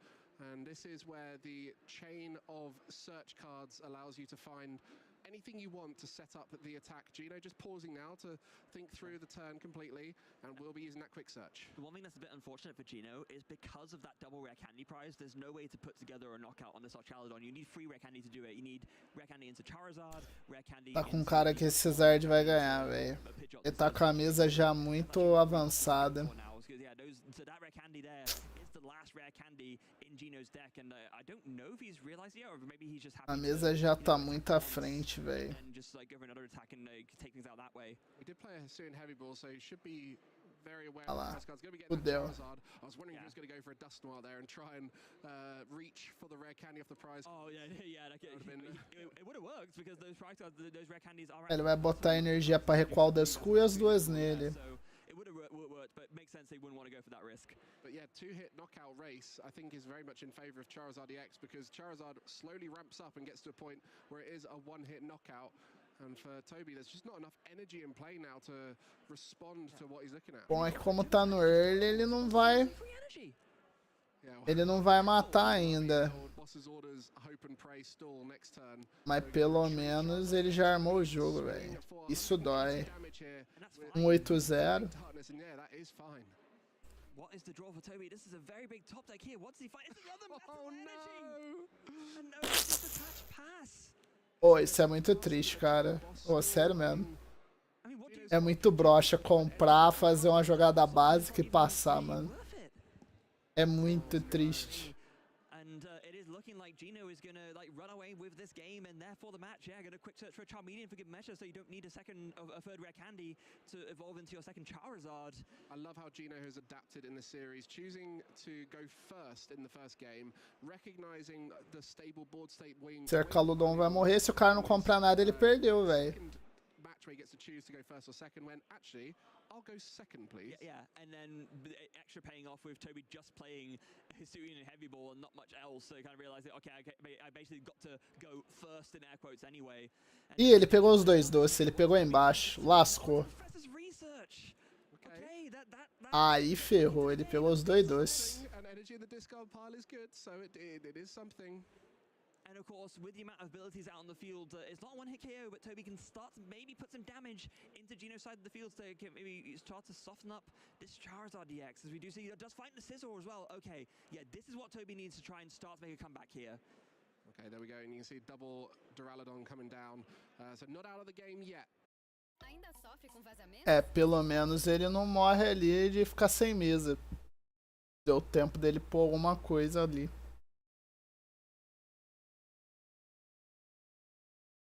Certainly not ideal. No, not ideal at all, especially considering Gino has already taken 2 prize cards, so getting already ahead in this prize race where normally Charizard kind of goes behind and then goes ahead, but Gino's already ahead now, so it's going to be feeling pretty confident for the rest of this game. But yeah, Toby not out of it yet, so he's going to go ahead and attack with the Scizor. That will do, I believe, 160 damage to this Charizard, 10 plus 50 more for each ability your opponent has out. Oh no, 210. Oh, of course, the Charmeleon is the ability one as well, yes. Yeah, so Charmeleon down with an ability, so there are 4 Pokemon in play with abilities. Scizor's attack doing 50 for each ability in play plus 10, so 210 there. É, o Charmeleon não toma efeito de ataque. Esse filha da puta não leva evolução. Teve uma vez que eu fui dar evolução e esqueci, velho. O cara olhou pra minha cara e falou, não, ele não sobe não, ele não toma. Eu falei, verdade, filha da mãe.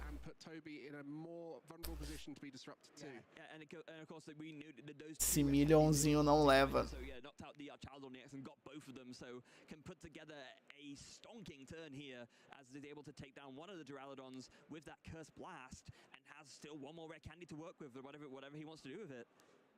This game is going perfectly for Gino. Even the misfortune of the 2 rare candies has equalized out after that first knockout, as Gino is establishing so many options. You know, more Duskulls will allow for potentially a speeding up of the game, taking more prize cards in one go, and increasing that damage output of the Charizard in advance. So Gino very comfortable here, setting up a stable board. Honest to goodness, this feels almost like a checkmate scenario for Toby, because you can't deal with the Charizard, and okay, even more so now, you bring up the Duraludon, and then that just gets... This is bad. Because you need to deal with the Pidgeot to stop Gino from searching for outs, but you need to deal with the Charizard, because that's the thing doing damage. I mean, there's nothing going for Toby here. And you can't hit that damage output because... Marca pra voltar o Duraludon. Botou energia no Duraludon. Professor.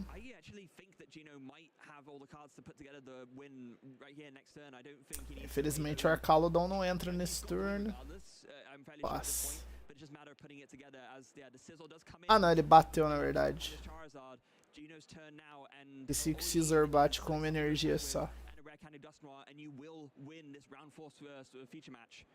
We saw earlier on Gino very cleverly putting some energy back into the deck so that the Charizard will be able to accelerate to itself. There we go, the Charizard EX, not needing the rare candy due to that Charmeleon. Very useful. The Pidgeot is going to find a Night Stretcher to allow for the Dust Noir. And there we go, rare Ah, acabou, né? Dust Noir. Desde que no Air explode um, ele explode o outro, acabou.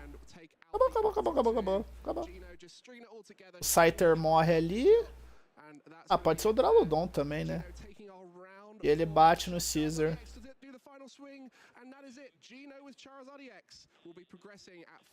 E o meu desgosto por esse deck só aumenta. Ai, ai. Não foi dessa vez, ó, Arcaludon. Não foi dessa vez. Essa Kaia joga pra caralho, hein? Tô ligado nela. Essa Kaia joga bem, hein?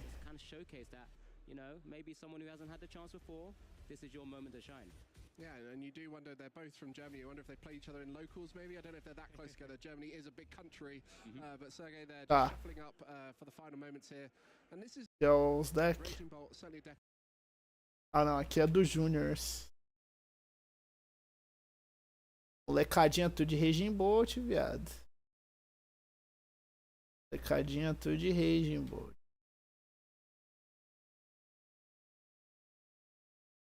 Aí aqui é o total. Mesmo meta quase, só que aí tem as atualizações, né? Miraidon recebeu o Pikachu, o Magneton. Aqui com o Pikachu melhorou pra caralho. Realmente. Golden Guzinho por causa do Ace Spec. Inclusive peguei um hoje. Enfrentei um hoje no campeonato. Foi maneira a partida. Dragapult, Horinmun ganhou o bichinho lá. Não o X, né? Mas o Ancient Box. Gardevoir é uma merda. Ceruled entrou no formato. O Snorlax Control sendo o stall de sempre.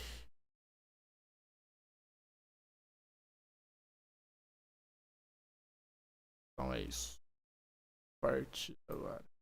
Name of themselves a little bit. Just kind of showcase their ability as well, because there's so much opportunity now to, like you said, at a local level, at a regional level, international level, and potentially at that world level, just kind of showcase that, you know, maybe someone who hasn't had the chance before, this is your moment to shine. Yeah, and you do wonder, they're both from Germany. You wonder if they play each other in locals, maybe. I don't know if they're that close together. Germany is a big country, but Sergey, they're just shuffling up for the final moments here. And this is the big thing, right?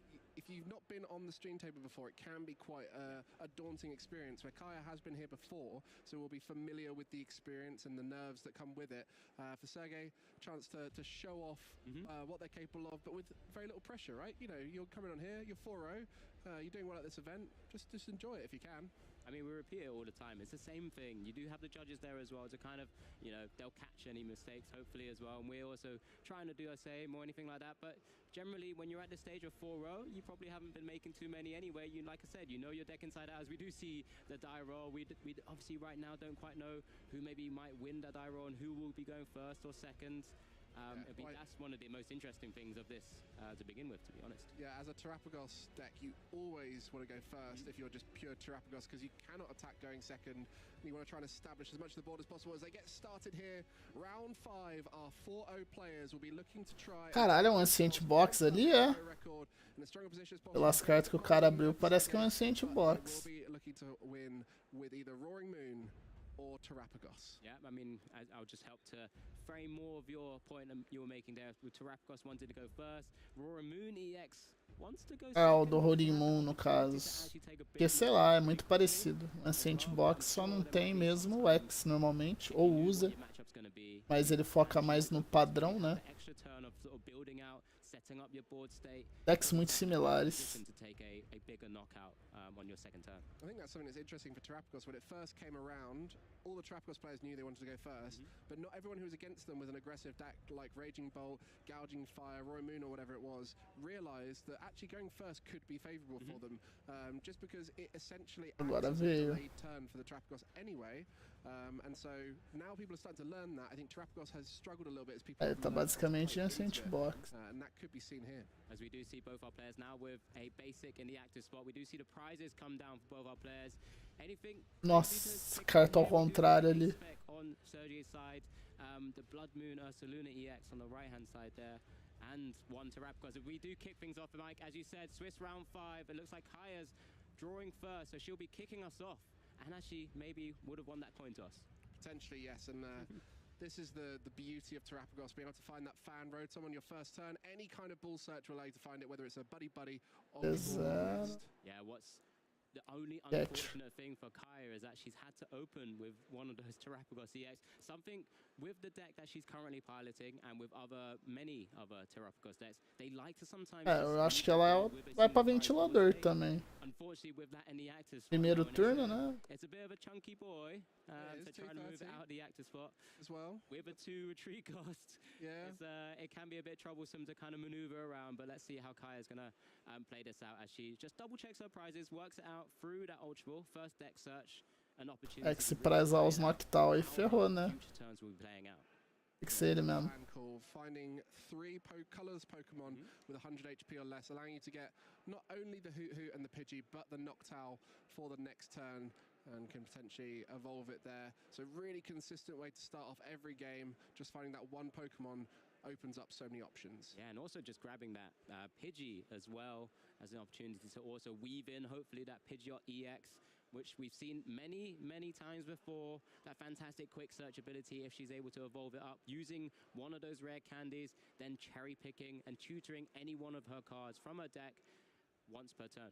And we saw early on with Terapagos, everyone was very greedy and they had the one Pidgey, one Pidgey. Mesa montada. As time's gone on, people have realized how important it is the deck's function. Pro Terapagos. And that is the case here for Kaya.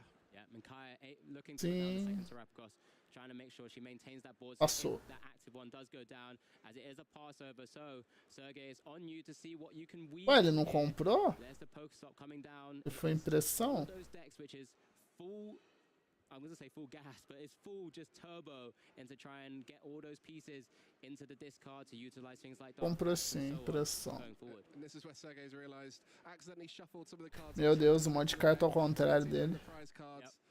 Easily done, especially when you're in an unfamiliar environment like on that stream table. Just a few cards misaligned, but doing that prize checking at the same time. I think the key here really is what is the strategy? Because normally Roaring Moon is very aggressive, but we mentioned the unfair stamp at the start in the prize cards. That implies a bit more of a disruption route. So Sergey kind of mixing up the aggression with some early disruption. Yeah, when you're sort of bursting and turboing through a deck, sometimes you get that opportunity to see the unfair stamp. You know you're typically getting your Pokemon knocked out, especially if you're having to utilize Roaring Moon EX's first attack, that Frenzy Gouging, putting yourself in really sort of dangerous range. I mean, it could potentially get knocked out just by an assault landing from Fan Rotom, for example, when there's an opportunity to. But when you do take a knockout, or a knockout's taken, that unfair stamp could really come down and really disrupt your whole opponent's game. As we do see the Pokestop, Pegou. Pegou. Rabudem. Item cards there, Mike. Double Vessel and a Night Stretcher as well. Continue bursting through, but just looking for what options there are. As we do see one of the newer cards from the Surging Spark. Okay, gear. Set. This is what you mentioned about Roaring Moon being more box deck-like, as there's many different attackers, and the Koraidon that came out in Surging Sparks has opened up the ability to have a type attacker that weaves in with dark-type decks very well. Yeah, it looks like, just as we did see a Poker Gear there for that Professor Stardust Vitality, one of those ever so important cards to be able to accelerate energy to your ancient Pokemon, where you could choose up to 2 and attach a basic energy from the discard pile to them. Right now, it's just that Koraidon, which isn't ideal. Just isn't able to attack or really deal too much damage either. That unrelenting onslaught, 30 plus. If one of your other ancient Pokemon has used an attack during your last turn, does 150 more, but with no other Roaring Moon, maybe swinging in or swinging away in the last turn, it's not really doing too much here. Maybe giving Kai a bit of a reprieve. Yeah, and with that damage, it would potentially... Ele conseguiu search. Infelizmente, ele não conseguiu search. Puts it out of range of 220 attacks of the Roaring Moon. But yeah, the Koraidon, 130 HP on it. Caralho, turno fraquinho, hein? Descendo esse box, triste. Deu ruim.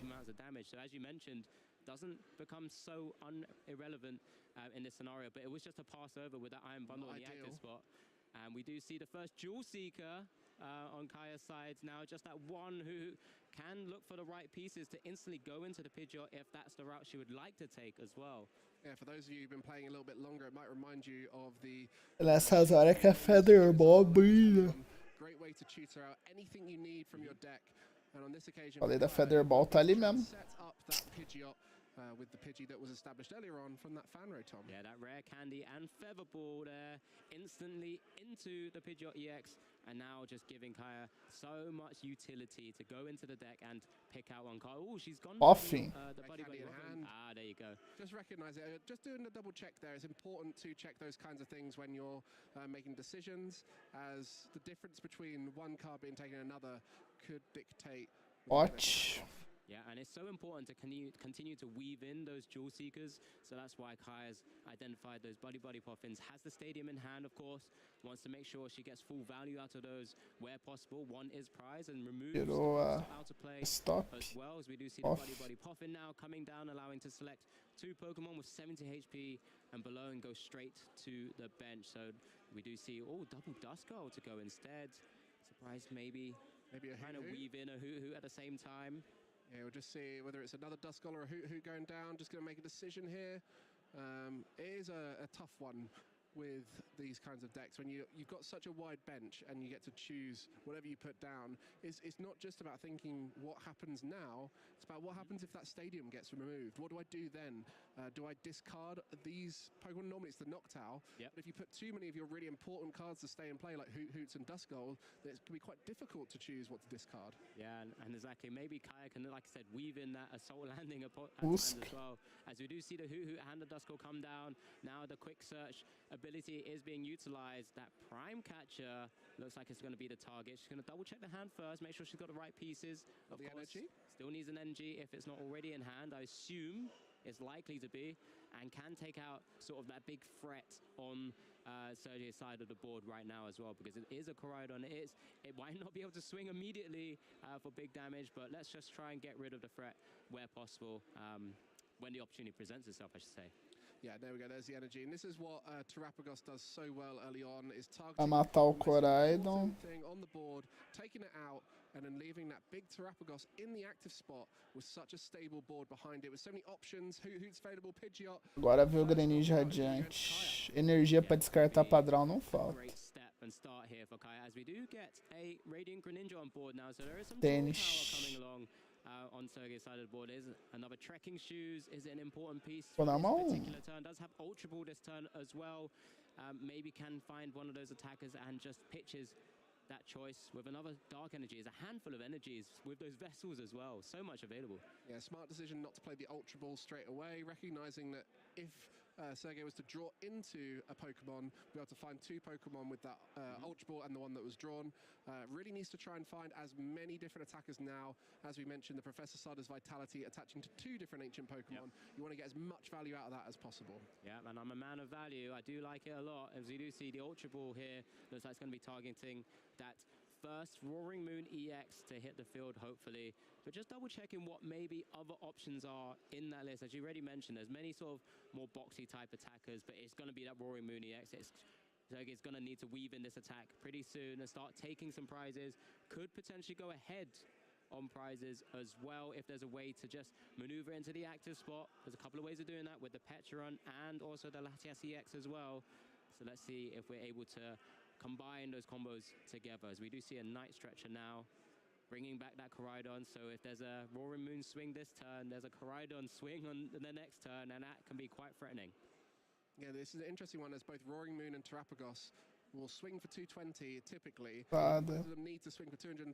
Neither battler here looking to use a Vitality ban in their deck, so they'll have to find different ways around that, whether that be the Dust Noir for Kaya, or whether that be the other attack, the Frenzy Gouging of that Roaring Moon. So there goes the first Area 0 on the decks there, as Sergey does find another Pokestop, does start spinning. There's one item, there's another Pokestop gone, and the Sada's Vitality. Not ideal, but there's ways to recover it with Power Pads in the list as well, as we do see another Nest Ball now. So just trying to work out exactly what is the next best attacker. Here's a Nest Ball, or best support Pokemon. Iron Amp, that Pheasantipity as well, just to continue drawing more cards, or does he currently need the maneuverability Pokemon to start hitting the field as well, to maybe get an attack off. Right now, though, it's only 1 energy on each of those ancient Pokemon, Mike. And both of those you just mentioned are liabilities because they have less than that 220 HP as a 2-prize Pokemon. Pheasantipity and the Petrunk can be targeted by Kaya with the Terapagos, so second guessing whether it's worth it, but they're in the deck for a reason. Their abilities are so useful, and that is the trade-off right now and the challenge when working back from behind for Sergey. Yeah, I think despite seeing so many cards already, having to go for, it looks like that, is that a Pheasantipity? Yeah, it is. So flip the script's going to be the choice here. Despite seeing so many cards, there's still maybe one like dark patch away, if it's not already in hand, to really maneuver around and actually get a swing and get an attack off. We do see flip the script here. Could be big. Ooh. That's a Petrun, right? That is a Petrun. There's a Pal Pad as well to help with getting those Professor Sadas back. So I didn't see a dark patch in hand, which means there's not going to be another effective attack here to take sort of 2 prizes. That's rough. This is a little bit tricky now. It does have the Pokemon catchers in hand as well, so maybe there's a way to slow down Kaya's board, say, pick an easier target. Is a Tails, unfortunately. Oh, it's really tricky. Another one there. Let's have another go. We're gonna roll that dice to see what we could potentially target down, but it looks like it's just a pass again, leaving the Iron Bundle in the active spot. Once again, Kaya with quick search can just continue picking off the right Pokemon. Does have to rebuild the board, but can grab that boss's orders or other useful cards where necessary as well. Well, Sergey has 4 Pokestop, which can be a blessing in this kind of matchup, as you can bump that stadium more often, which can really help disrupt and make the final attacks harder. There is that Blood Moon Ursaluna as a final attacker, but early on, having 1 stadium already taken out, and I believe one is prized. So the areas here under depths could be a huge resource for Kaya here that might need to be conserved at some point. Yeah, 100%. And I think this is, especially considering Kaya's also just taken sort of that 1 prize as well. Right now, a Terapagos with a full bench without the stadium in play. It's 150 damage, minus 20 from the double turbo energy. It's only 130, but maybe there's a weaving in of the Dusknoir to maybe sort of overstretch and then actually take 2 prizes or maybe additional 1 where necessary as well. Round 5. Our players on perfect records so far, 4-0. There's a lot of great players at this event still on 4-0, looking to try and make their way through to phase 2, where they can stay at the top tables. But for now, Kaya and Sergey are trying to find out who can come through as the big attacker, whether it's Terapagos, whether it's Roaring Moon. Both of them not quite hitting the numbers they need to, so this is creating a back and forth, an interesting battle between these 2 trainers. Yeah, it looks like a quick search there for the Dusknoir to go into hand. Does have access to the Jewel Seeker of another knocked out in hand as well. Just kind of second guessing herself. She has to work out, like you mentioned, turns 3, 4, 5 sort of ahead sometimes in terms of mapping out your game plan, especially when you're having to sometimes give one up with the Curse Blast ability. And we spoke a little bit earlier on about that Koraidon, the new addition to Roaring Moon. It does have 130 HP, so it can be targeted down by that Dusknoir's Curse Blast that puts 13 damage counters on any of your opponent's Pokemon. I mean, that's why she was also eyeing up the boss's orders potentially as well, but she's just decided to take out the Iron Bundle for the moment, bringing herself down to 4 prizes, as we do see on the board now at the very top next to her name. Sergey 2 prizes behind. Is there a way that Sergey can find the right angle here and potentially overcome the current board state of Kaya, because she does have that Pidgeot EX in play right now? Yeah, it's going to be tough. I mean, Kaya's recognized she doesn't need to overextend. She just needs to take another prize card, put herself in the lead, and Terapagos does very well in the 2-2-2 when behind. Oh, just the 1 item there off the Pokestop. Yeah, nothing too crazy to worry about, but there's more energy sort of being pitched away. We've seen a lot of energy so far this game. And there's the Pal Pad, or Adressbuch in German, that we've got there coming down.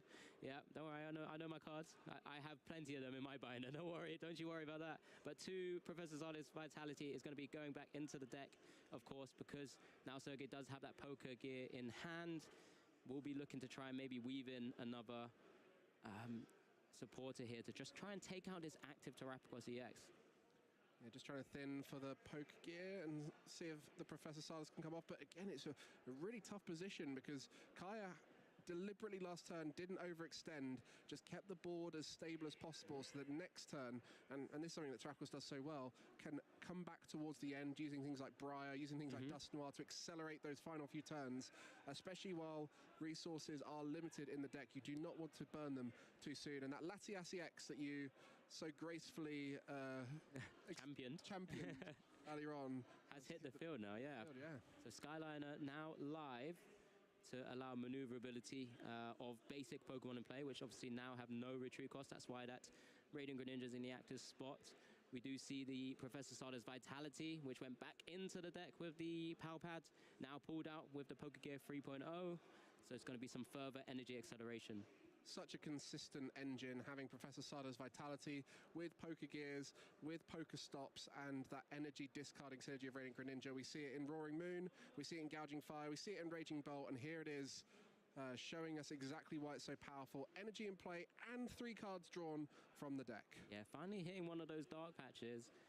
Hasn't seen another Roaring Moon EX and does get the nest ball from the trekking shoes, so I'm sure we're going to see another one. But those resources are starting to look very thin, Mike. Yeah, and you've got to take a few knockouts here.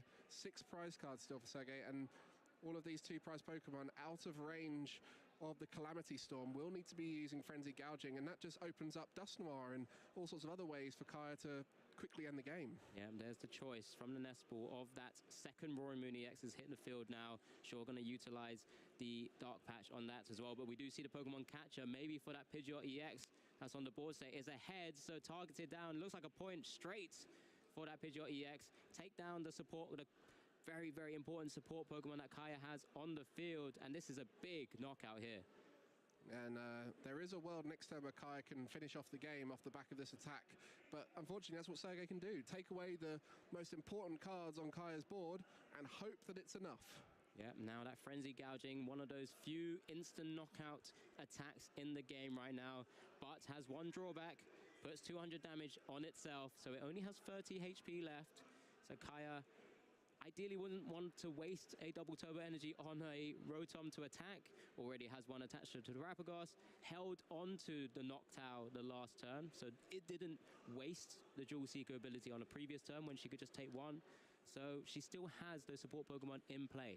Yeah, and almost setting up with the Pidgeot, getting cards in advance. That's something that you start to see high-level players doing, thinking further and further ahead. And having that Blood Moon Ursaluna as well as an attacking option late game, so you don't need to establish such a wide board, can be huge. But yeah, Kaya has a really tough turn to map out in her head now, and it could even just end up being, let me just keep it simple and just knock out the active Pokemon and set up a nice stable board. That might be all that's needed here, but Kaya trying to work out if there's a way to end it now. Yeah, she's just kind of deciding whether she's going to utilize this Jewel Seeker ability. Does let go, does start searching the deck for 2 trainer cards that could be super vital here. She's just eyeing up a number of options. Does play the Fortin as well, so could potentially just burst straight back into another Pidgeot if available, especially when she's playing the 202 line. So that's one way to kind of get such an important support Pokemon back, but she's eyeing up a few different routes. Yeah, and with energy only being searchable through that Pidgeot, no Chorus Tenacity, which we sometimes see in the Terrapagos, the Pidgeot is key to finding energy on these kinds of turns. It looks like the Rare Candy and the boss is being eyed up, so the Rare Candy potentially into the Dust Noir could take out the other currently charged up attacker on Sergey's board, and that Koraidon with the 130 HP also puts Sergey in a position, if there is a 2-prize knockout on a future turn, means that Blood Moon Ursaluna can attack for free with that Season Skill ability. Yeah, I mean, that's the other thing as well, is once that Dust Noir takes the knockout on the Roaring Moon, we'll see 2 more cards for Kaya. She'll get off the prize cards. So it might even be one of those where do the Dust Noir, see what happens, and then work out the rest of the turn from there. Yeah, 100%. She's able to maybe grab sort of what the Stadium, if it isn't already in hand as well, and then just like completely go into the board. Could actually go straight into it. Yeah, the boss just get a bit of a discount pile there. That will be very useful in the hand there, Kaya. And we'll be going for the Dust Noir pop, and let's see what the prize cards that are taken are. Into the active, so Curse Blast, being able to put 13 damage counters on one of your opponent's Pokemon, does give your opponent 1 prize, because it is counting as a knockout, but that's 2 prizes for Kaya. Huge prizes as well. Area Zero Underdepths and the Buddy Buddy. It could lead to the knockout here, because that is not only the ability to go wide, but there's enough Pokemon with Yeah, it. that's it. It looks like there's enough Pokemon search here that allows her to actually overextend and actually potentially take a massive knockout on either of the Latias EX or the Fezandipity EX as well. Both only have 210 HP. There's the Area Zero under depths Stadium coming down. There's the Buddy Poffin. Just the two more here. There's a Night Stretcher as well, and the Nest Ball in hand. Oh, actually, Blood that Moon doesn't in even hand, matter. there it is. Everything all together. So many different routes to get to deal 200 and blows. Knockout cards. Some of those options aren't going to be available for Kaya. Two of those stadiums there in the prize cards. One of the Pidgeys as well, so only access to one Pidgey. As Sergey will be kicking us off for this game 2. One game down, we'll need to take both games 2 and 3 if they want to win this, as we do see the Pokestop, and it's only the Pokemon catcher. The Koraidon going down isn't ideal, with only 2 stretchers in the deck to bring it back as a really good attacker into Terapagos. Yeah, the energy being discarded early on is a benefit of that Pokestop, but yeah, like you said, the Koraidon wanting to try and use it as often as possible in this matchup. Yeah, as we do see now, the weaving in of the Earthen Vessel as a discard of one of those Pokemon catchers, just to kind of get some more of those energies out of the deck. As many of us casters love to say, thinning is winning.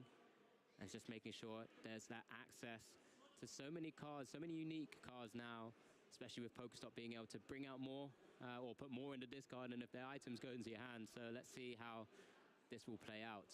Yeah, Earthen Vessel may be one of the strongest item cards in the format right now. And is that just going to be an attached pass? It is just an attached pass. There's not many opportunities for Kaya to actually take a knockout in this way, and there's a discard of 3 pretty key pieces there. Not ideal from that spinning of that Pokestop, but is Kaya's hand that strong either? Because right now, it's just that Fezandipity that hit the board, and that doesn't happen very often on a turn 1. It's just a pass. It's just a pass, as we see a Hoot and a Fezandipity. And I think the only supporter in hand for Sergey is actually a Judge. And what a Pokestop that was, though. This is, oh no, there is a Sada in there, I believe. Is there Sardis? I thought I might have seen a Judge just kind of, and you wouldn't want to play that based on what Kaya's just done. I mean, that isn't actually too bad now. Now you look at it, the Iron Bundle with the energy will be a free retreat. Can potentially use the baby Roaring Moon, the non-EX version of it, to take a knockout on that Hoot. Let's have Ultra Ball as well to continue bursting through. So there's a couple of options that are available here. Like I said, there was a Poké Gear anyway, so Sergey didn't have to play. Yeah, it looks like What's going on? There's pieces. We just got to work out how best to sequence this right now as a Poké and the boss goes. Going to be utilizing some really key cards here, but maybe wants to get that energy into the discard as well. So that Greninja's quite a nice little pickup, just to pitch a few more energies into the discard. And after this Iron Bundle retreats, you'll then be able to use the Iron Bundle to get the Fezandipity up, which, after you've taken a knockout, is definitely the ideal target. And Hoot without a Terapagos doesn't have the ability to use Dual Seeker when it's evolved. So Sergey in a very strong position this turn after chaining some draw cards with the support and that Iron Bundle retreating to get more energy into the discard pile.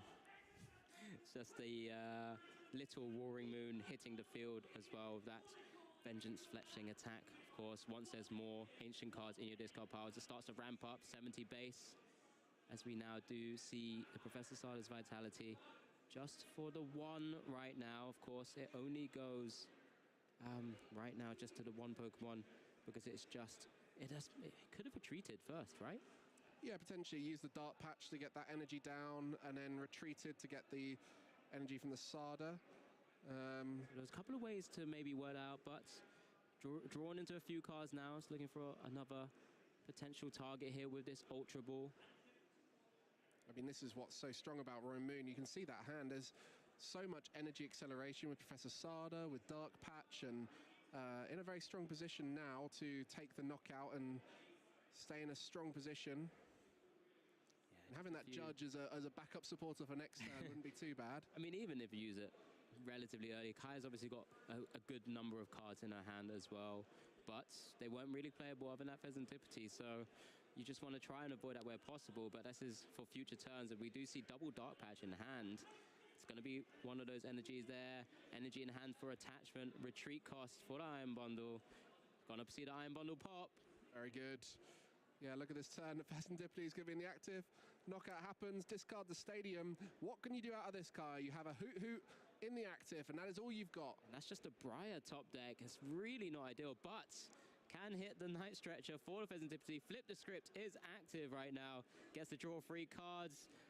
Oh, that's really not helped here. Unfortunately, just a Noctowl, Dustswat, and one of the few remaining stadiums. Is it just the last stadium in her deck, which it is? No Terapagos means the Noctowl cannot be used here for the Jewel Seeker. Needs a Terra Pokemon in play to be able to search a deck for 2 trainer cards. So the Counter Catcher just trying to stall here, it seems. Yeah, just try and maybe give Kyra a chance to have an additional turn to maybe draw out of this, because if this Hoo-Hoo doesn't go down and she somehow extends into a Nest Ball for a Terapagos or an Ultra Ball, can potentially Jewel Seeker, can potentially maneuver around. So we do see the energy attachment from hand. There's the Judge as well. Okay, so this could be quite an important turn here. This could open up Kyra a chance to get back into the game and maybe even slow down Sergey. That's an unfortunate aspect to Judge, but it can be just as good. Yeah, I mean, Terapagos doesn't do very well with low hand sizes early on, especially when you need to chain a few pieces together. In this situation, you need to have the Terapagos, you need to have the Noctowl, and that hand does not look good at all. Maybe a Terapagos top deck could ignite it, but still not great. Does find a Nest Ball into the Latias EX as well, so there's going to be some more maneuverability with that Skyliner ability here.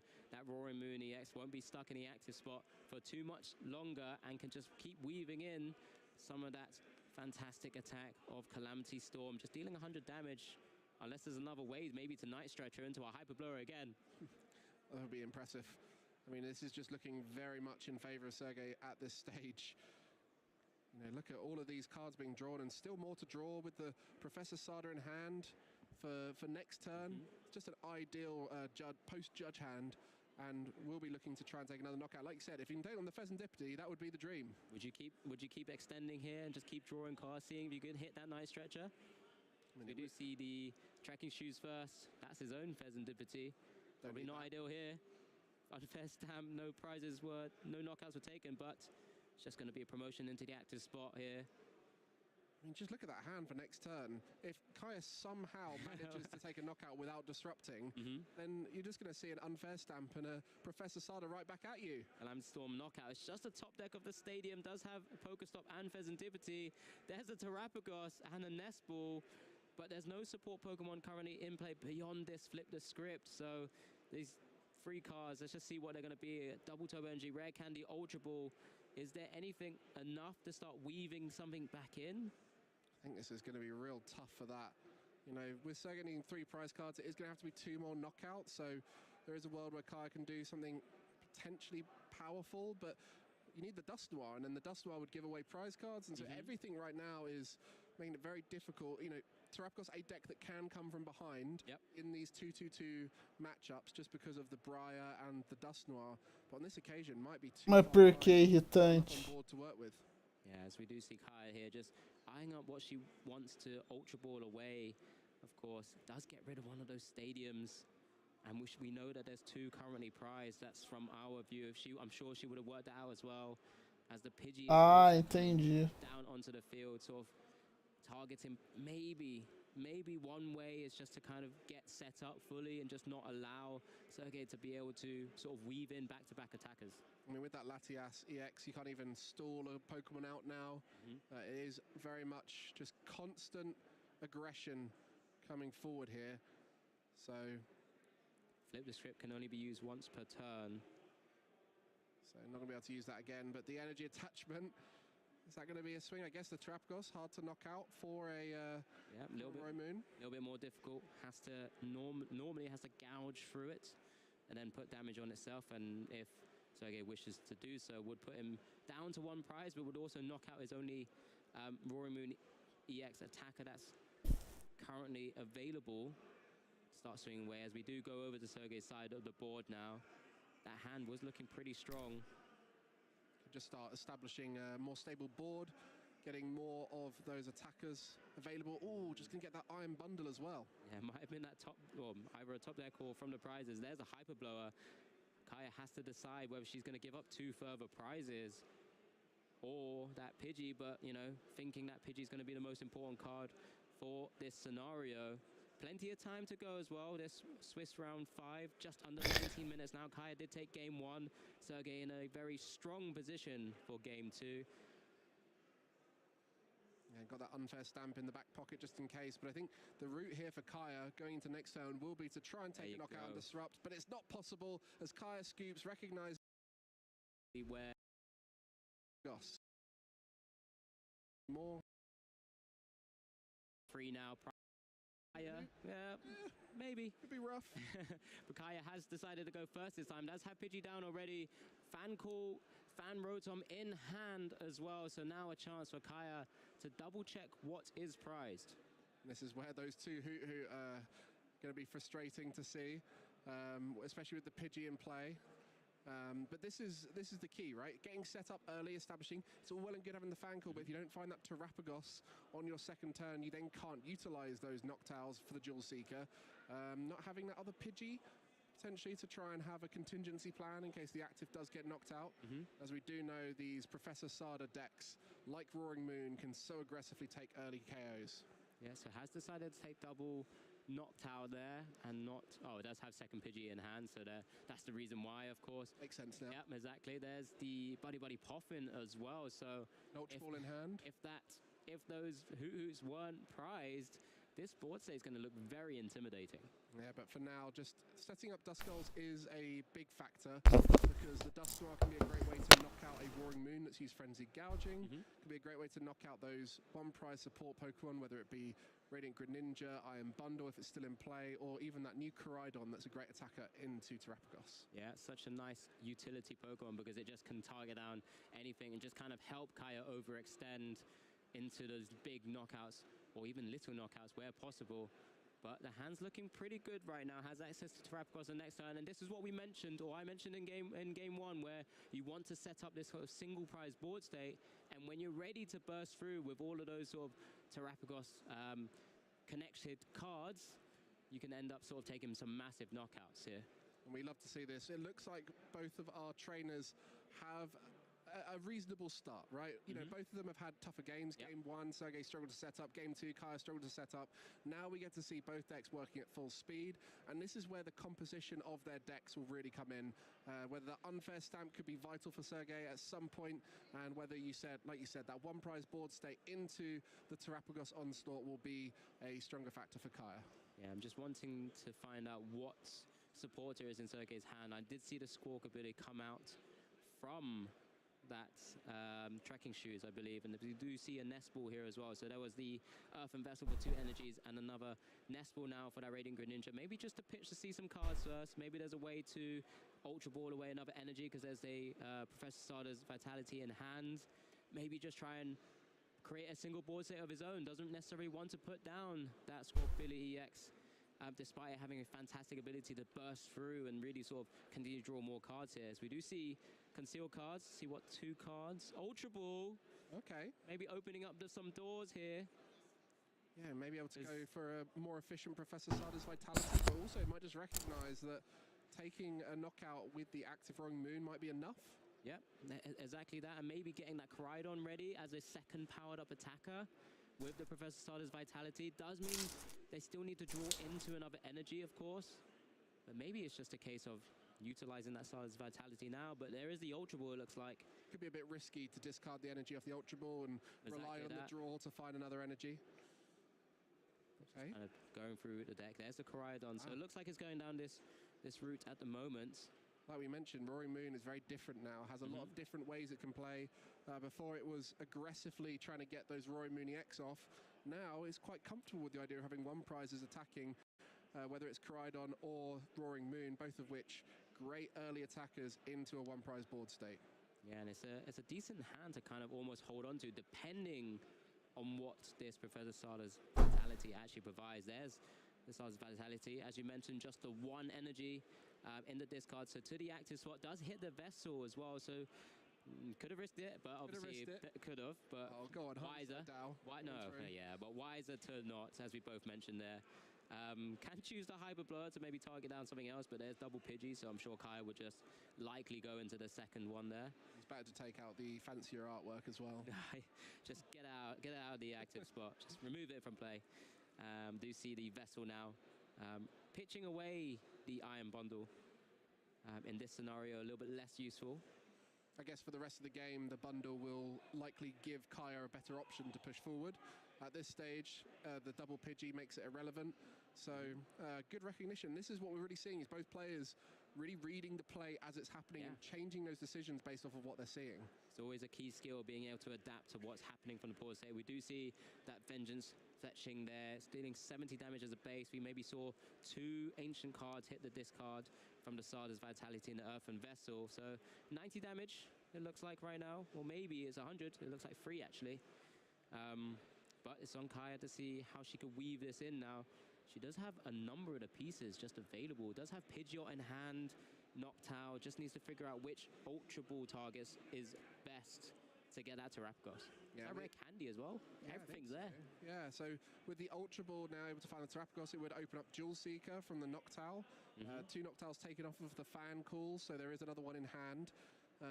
And I think this is indicative of those Hoot-Hoots being prized. You know, when you play against Terapagos, you know they're going to try and get as many Hoot-Hoots down as possible. So for Sergey, probably making an educated guess that the Hoots are prized. Terapagos going to be coming down here, and as you mentioned, the rare candy Pidgeot already there, and that's the advantage of playing that 202 line with 4 rare candy. Gives you more availability to just naturally draw into that Pidgeot evolution. So Terapagos going down, of course, allows Jewel Seeker to actually work as an ability. Does need a Terra Pokemon in play. Kaya there, probably just double checking what options are potentially available, because with the Pidgeot that will be coming down shortly, already in hand, of course, could potentially find a way to target down some more of the threats on Sergey's side of the board, because right now, and like I said, Vengeance fletching from that active Aura Moon, only dealing 100 damage.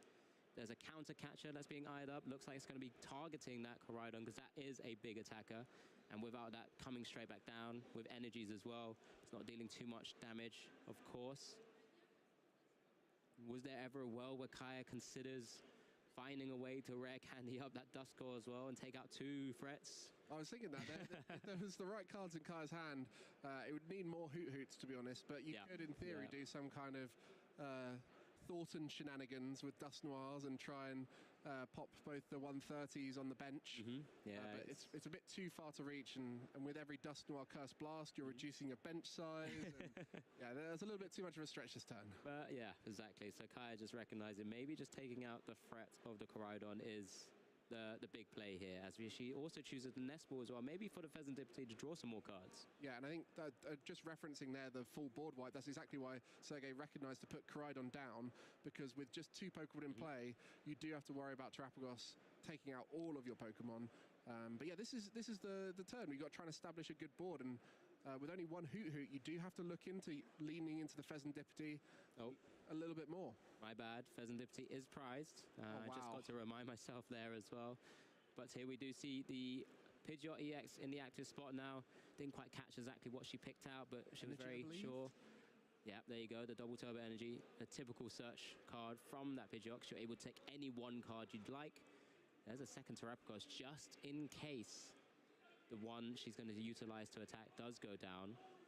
Yeah, this is getting really tricky now, isn't it? The board, you're going to have to start using that Area 0 to widen the board, but then you've got such few Pokemon you want to be putting into play, because they're all in the prize cards with the Fezandipity and the 2 Hoot-Hoots. It's tough for Kaya to work out the exact route to go down. Only doing 130 right now, so that wouldn't knock out the active, but it would knock out the bench Koraidon, and perhaps that's why targeting the bench one would be a favourable decision at this stage. Yeah, the hand was so close to being perfect, to like weave in the best sort of combos. Targeting down the Radiant Greninja here. Okay. As an option. So just 130 damage. Oh, yeah, 130 damage with the 5 bench. 20 less from the double turbo energy. So Koraidon active now as an attacker. If there's a way to weave in those energies on it, but maybe Kaya targeting the engine of Sergey's side. Just the Trekking Shoes hits the Latias EX. So it does have a free retreat pivot now, with the basic Pokemon now having 0 retreat cost. energy attachment to the Koraidon. What else is in the hand? Unfair Stamp. This is the ace spec of choice, something we don't typically see too often in very aggressive archetypes. But being able to have being taken of a KO from Kaya's side, now making Kaya only draw 2 cards from the combo pieces. Yeah, interestingly, Kaya only had a few cards in hand. I think it was 3 after that turn. So maybe the unfair stamp here, less for disruption and more to see 5 new cards for Sergei, while also recognizing that Kaya will have a limited hand size. Yeah, of course, just as an item, still has access to supporters as well. We do see the Professor Sarda's Vitality, so there could be a big weave in here. There's no energies in the discard, it looks like right now. And maybe that's one way. There's the Pokestop if we pitch an energy in here. Not an energy. Stretcher, Trekking Shoes, we can still go. Trekking Shoes could be an energy in the discard pile. Stretcher can get Radiant Greninja or Fezandipity. Okay. Trekking Shoes, not an energy. So this Professor Sarda's Vitality is still not live. Was there a way to just take the Radiant Greninja and then pitch that away, pitch the Dark Energy that was in hand? And the Dark Patch is not much use right now. Oh wow, this draw is just not working how Sergei wants to try and. So doesn't want to pitch that. Doesn't want to pitch that Dark Energy because just discarded the Ultra Ball. Now had another one in hand, I guess. Okay. So this will open up the Sarda. We're still going. And this is the key to these decks. It does look like when you play against them a lot of the time, it's just draw, draw, draw, attack, attack, attack. But there is that recognition of if I create a stable board, my attacks in future turns will be easier to reach, and that is exactly what Sergei's trying to do right now. Stabilize the board, put as much energy in play as possible so that when that knockout comes from Kaya, a Pokemon can be promoted and return KO. Yeah, did decide to pitch away the Pokemon Catcher as well, so not necessarily thinking about targeting down that Pidgeot EX for this turn. We could use the Koraidon this turn to knock out the Terapagos. That was what I was expecting maybe to happen. Does choose the Koraidon here, so as we do see the attachment from the discard with that Professor Sarda's Vitality now, draw an additional 3 cards. Another catcher. I guess there's no way to target down the Pidgeot EX for this turn, but it's going to be a big knockout on a fighting weak Terapagos EX. With a 1-prizer. Exactly that. And that's been one of the biggest problems with the previous Koraidon, which was actually a Dragon type in these ancient box type lists, as we do see that fantastic new Koraidon from the Surging Sparks set, Unrelenting Onslaught, take a massive knockout here, down to 3 prizes for Sergei. The advantage, though, for decks that are weak to this Koraidon is it cannot chain its attack, because if one of your other ancient Pokemon used an attack during your last turn, it does 150 more, so you cannot rely on that Koraidon doing the Unrelenting Onslaught unless you manage to get it out of play and put it back in. Yep, exactly that.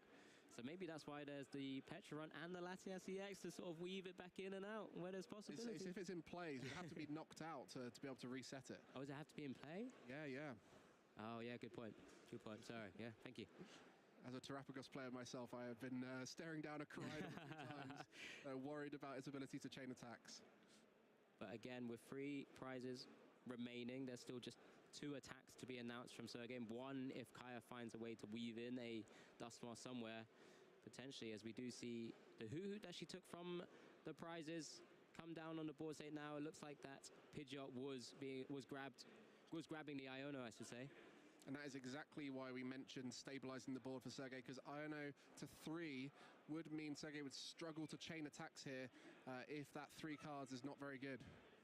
Yeah, some really, really good cards that were just all picked up there. The Prime Catcher and the Energy, having utilized the quick search ability already, wouldn't have been able to try to find that double turbo energy without drawing into it naturally.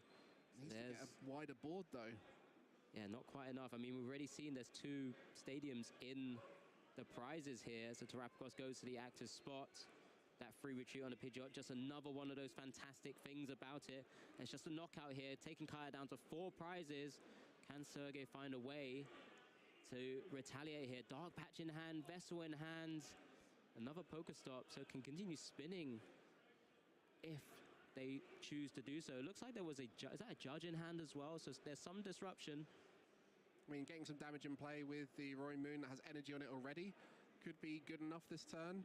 Just to put that Terapagos in range of the the Roaring Moon, so it doesn't have to use Frenzy Gouging. Still got cards to draw from Flip the Script as well, so getting the energies out of the deck first. So let's see if this is the direction that Sergey is going to go down to begin with. This is exactly why these aggressive decks are doing so well now. You've got the combination of Radiant Greninja, Fezandipity, Pokestop, Professor Sada's Vitality, all of them working in tandem to draw as many cards as possible. And not a nice spinning of the stop there. I wish that was your Flip the Script instead. Yeah, in reality, that's exactly what you would have wanted. We do see Flip the Script now, and there's one item, but does hit the supporter as well. So can start building out the board. I think Kai is also going to double check how many ancient Pokemon now, or ancient cards I should say, that are in the discard, because that is what is driving up the damage output of the Vengeance Fletchling here. So we do see a Nest Ball coming down.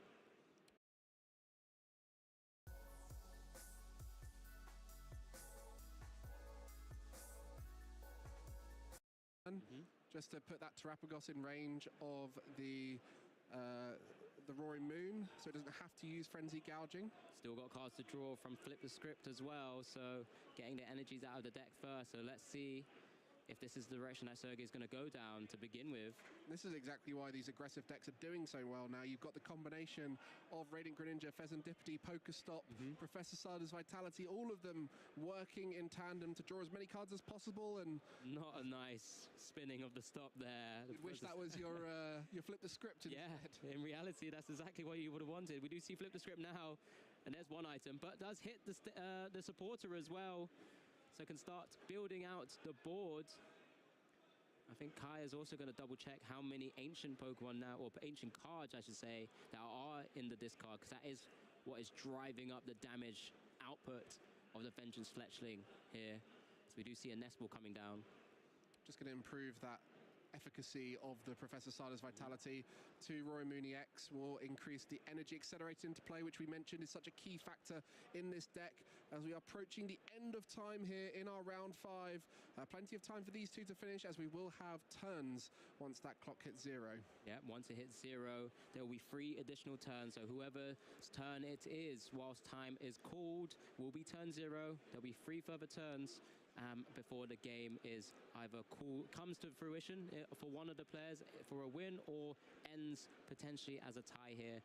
Both these players looking for the opportunity to try and take themselves to a 5-0 record. We see that Roaring Moon EX fully powered up now with 3 energy cards on it. Can take a massive knockout on this Terapagos EX. It's a great position to be in, and as we mentioned, just stabilizing the board, lots of energy in play. We've got 2 on a Roaring Moon, 1 on a Roaring Moon EX, available as a backup attacker, putting those Professor Sada's Vitality in deck, and that deck is looking very thin, so everything now in favor of Sergey. A free retreat from the Latias EX Skyliner. This is going to be a big turn to see what Kaya can do to slow down the onslaught of Roaring Moon EX. Yeah, and this is very, very vital turn here as well, because this would put Sergey down to just the 1 prize, which means Kaya's Duskull and Dusknoir sort of Curse Bomb, or Curse Blast I should say, ability won't be really able to be utilized anymore, as we do see the Roaring Moon move into the active spot. A massive knockout, Frenzy Gouging, 200 damage to herself, but an instant knockout here. What can Kaya build from this position? 1 prize left for Sergey. It's going to have to be a combination of a whole lot of goodness. It's going to have to be a knockout, some disruption, everything right now leaning in favor of Roaring Moon EX. Sergey staring down. What can you do here, Kaya? How are you going to manage to take me out of this game? So is there a better attacker to maybe utilize more than Pidgeot EX here? I think you just have to attack with Pidgeot EX, right? Get rid of the stadium. You'd also want to be disrupting with that. Yep, so this is, I mean, from our side, time has dropped down to 0. So if that is the case, this would mean Kaya is turn 0. And that does give Sergey, if there's enough turns to do it, 2 turns to potentially take 1 more prize here. But we do see the double turbo energy being pulled out of the deck from the quick search ability. There's the, okay, so we do have a Noctowl and a Terapagos as well for the Iono, for that disruption. I guess the Area 0 Underdepths coming down here would be quite useful to start putting those attackers down for next turn, because you will need to take 2 prizes the turn after.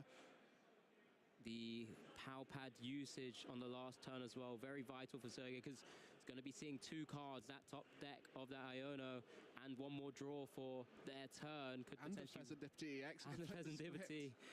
There's a lot of pieces there. As the Blood Moon Ursaluna EX also comes down onto the board now. Slightly lower HP than the Pidgeot EX, of course, but is generally a much better attacker, being able to deal plenty of damage.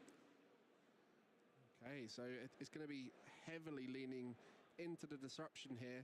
This is one of the challenges for Terapagos. If you don't get into the game quick enough, you are reliant on the disruption at the end.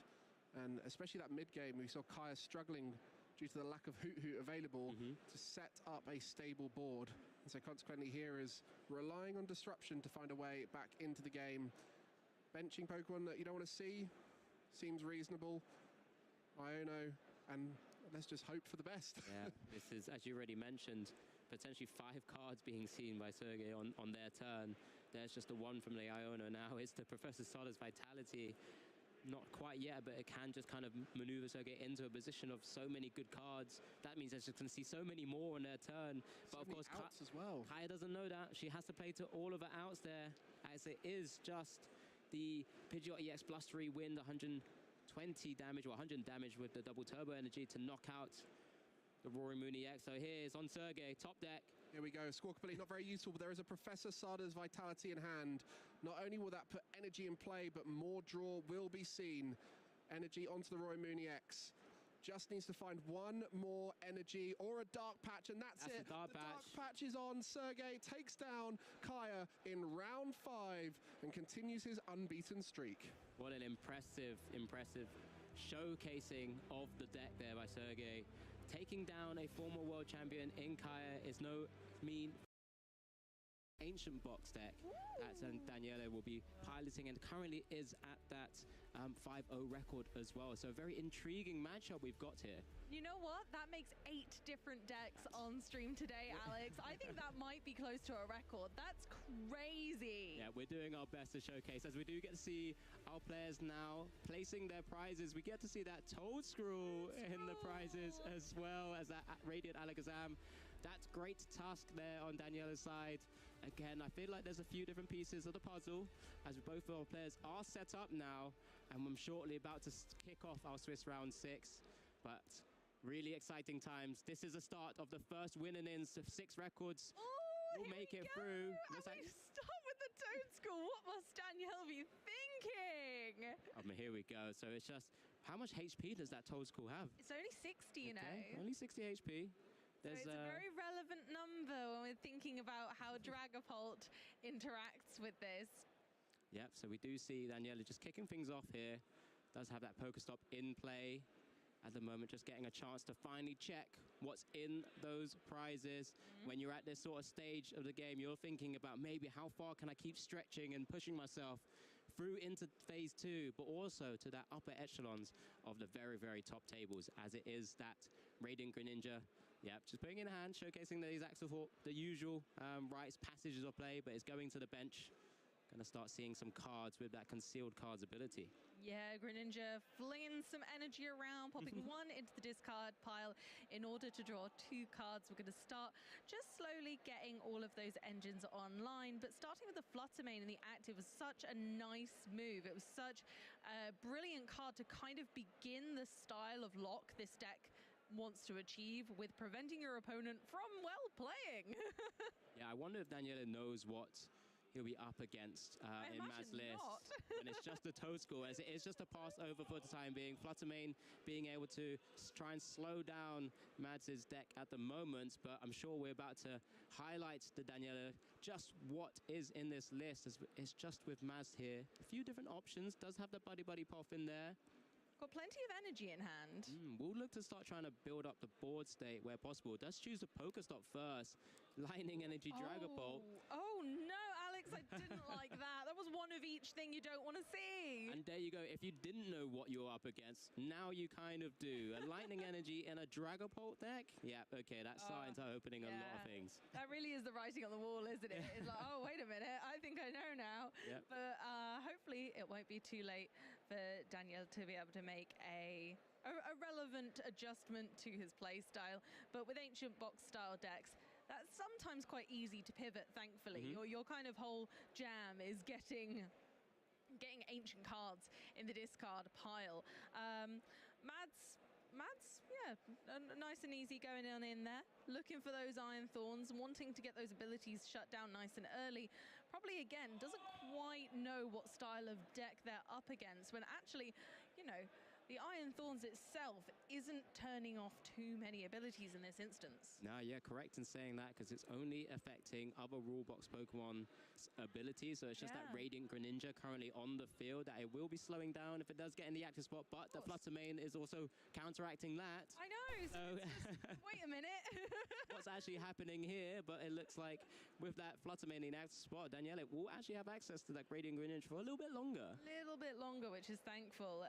Yeah, so when two Pokemon with a similar ability come into play, whichever one was in the active spot first is the one whose ability remains. So the Fluttermane will shut off the Iron Thorns, not the other way around. Yeah, so it's just a passover. Energy attachment to that Dreepy there. So it's on Daniela to maybe take charge here. That's the... Explorer's Guidance. Thank you very much, Amy. Get to see the top 6 cards here. Cherry pick 2 as an option. Does find the Roaring Moon there.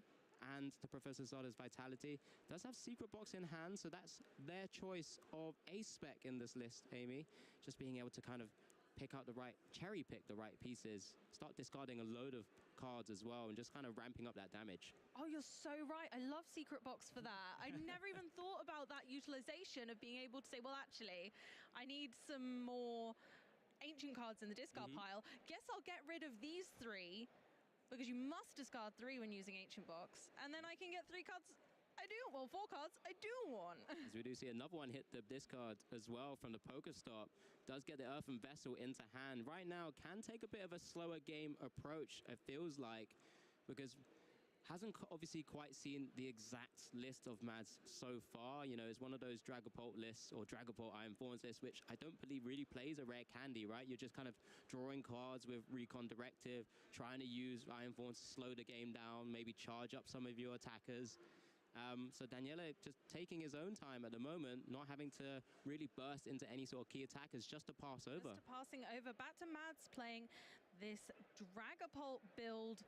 And I think Mads is right here in making sure that he's focusing on the Dragapult line more so than the Iron Thorns, having assessed what style of deck Danielle is playing with the Ancient Box style deck, meaning the box part of that just essentially means that that's the archetype of deck. So any ancient card goes well in this deck. And so it's just an archetypal name that we give any deck that has kind of all of those similar features. Yeah, thank you, Amy. And just as I said, Iron Thorns at the very start is currently bucketing alongside the normal Iron Thorns deck, but this Iron Thorns Dragapult deck here, as we obviously haven't seen one hit the field yet. There's that Precious Trolley as one of the new ace specs that have hit the board as well. Just such a unique ace spec of the Surging Sparks sets, which allows you to search your deck for any number of basic Pokemon and put them onto your bench. There, we do see the first Iron Thorns hit the bench as well, and the full set of Dreepies. Yep, we're entirely there. And now going for the Technical Machine Evolution, which gives our Toadstool a usable attack. Alex, he's doing something. I'm so proud of him. Grass-type power. Who needs to evolve when I could just do this? Yeah, so obviously the TM Evolution, the Technical Machine Evolution, gifts Toadstool the ability to allow 2 Pokemon on the bench to evolve of Mads' choosing. So Mads chose R2 Dreepy there, who are now both Dracloak, and because it was an attack, their turn has ended. Yeah, so maybe starting to put Daniela on a bit of a clock here. Of course, Dragapult EX has a fantastic amount of HP, 320, to try and sort of overcome for Daniela's side of the board. As we do finally see the energy acceleration from that Professor Starter's Vitality to the active Fluttermane and the bench Roaring Moon, being able to maybe utilize and start swinging away with Fluttermane at some point. Hex Hurl dealing 90 damage, so can take out the Toadstool. A lot of things can, I'd like to say, and put 2 damage counters on your opponent's bench. Maybe start setting up some of those Dragapults for That's big knockouts. exactly what I was just thinking. As you were saying it, I was putting the puzzle pieces all coming together. I was like, wait a minute, Hexhell does bench damage too. So like you say, although 320 is huge and really difficult for for Roaring Moon to manage on its own. Actually, if we start setting up those smaller amounts of damage, it can really ramp up. Yeah, and we did just see more draw power here from Daniela. Just another Roaring Moon hits the field as well. He's going to have to start sort of chaining a lot of those attacks. Does get the energy attachment to the Roaring Moon, so it's just going to be a retreat. And it's going to be the first potential knockout here. That energy just needs to hit the discard. Yep, just a confirmation because that's not gone to the bench. The other way around. Yeah. Sorry. easily confused when you're dealing with so many elements of the deck like this, where you're counting the cards in your discard pile. As Roaring Moon's Vengeance Fletching attack for 2 darkness energy will do 70 plus 10 extra damage for each ancient card in your discard pile, and that's that box element that we're talking about, where each ancient card kind of sits into that deck really nicely as an archetype. Yeah, so here's the first recon directive of this Swiss round 6, as we're showcasing that ancient box or ancient Pokemon box type deck up against this Dragapult Iron Thorns deck here. Mads is in a position maybe just to actually evolve up into a Dragon Ball. Yeah, starts swinging for really big damage here, and there's no sort of backup attackers at the moment ready to go. No, and I mean, Fluttermane is within range of 2 Dragapult attacks on the bench there, so that can be a little bit scary. However, luckily for Daniela, the Roaring Moon has 140 HP, so it is out of range. We can't be taking multiple knockouts every turn, thankfully. But you could just, like that Huxtail, could potentially start setting up other Pokemon. That Dragapult EX attack can do so as well, as we do see the Crispin and the Night Stretcher. Oh, from that Pokestop to amazing Dragapult earlier. So straight into the Dragapult EX with the energy attachment and acceleration from the Crispin, which allows you to search for 2 basic energies of 2 different types. Attach one to one of your Pokemon and put the other in your hand. And now we have a Dragapult EX ready to go. And here we go. First Phantom Dive. First Phantom Dive of the weekend, and I'm hoping it won't be our last. It'll do 200 damage to the active Roaring Moon. And of course, yes, well assessed, we're going for the 30 damage on Fluttermane. Yeah, and there we go. Just another 3 damage counters to go, just to 3 on the actual Roaring Moon itself. Maybe could have seen maybe 1 go on the Greninja, because then that puts it into 2 Phantom Dives away from also a knockout, 60-60. Yeah, that's a nice idea. But there's plenty more. Exactly, there will be plenty more. This Dragapult EX is likely to stick around for a while. Let's see how our single prize faring friends can make a comeback from this gigantic HP of 320 from our Dragapult. Yep, so there we do see the Pokestop there. Looks like just 3 instant discards. I think it was 3 ancient cards though, so I suppose not all is lost. We're ramping up. And that's the nice thing about Pokestop in this deck actually, is that everything that you discard, if it's an ancient card, feels like a bit of a win, even if you didn't want that card in the discard pile. And just the actual energy attachments from the supporter as well. Obviously another ancient Pokemon utilized in the last round as well, in a different sort of ancient Pokemon deck, as it were. Completely different style to this very traditional method that we're used to of just mainly utilizing the Roaring Moon as the main attacker using Vengeance Fletching. Looks like 13, I think, was counted out as ancient cards right now in the discard pile. So 13 added on top of the 70, so 200 damage. So it is a lot of damage, it's just not quite there yet. No, and you know, we're really close to being able to take out maybe the Iron Thorns EX. Yep.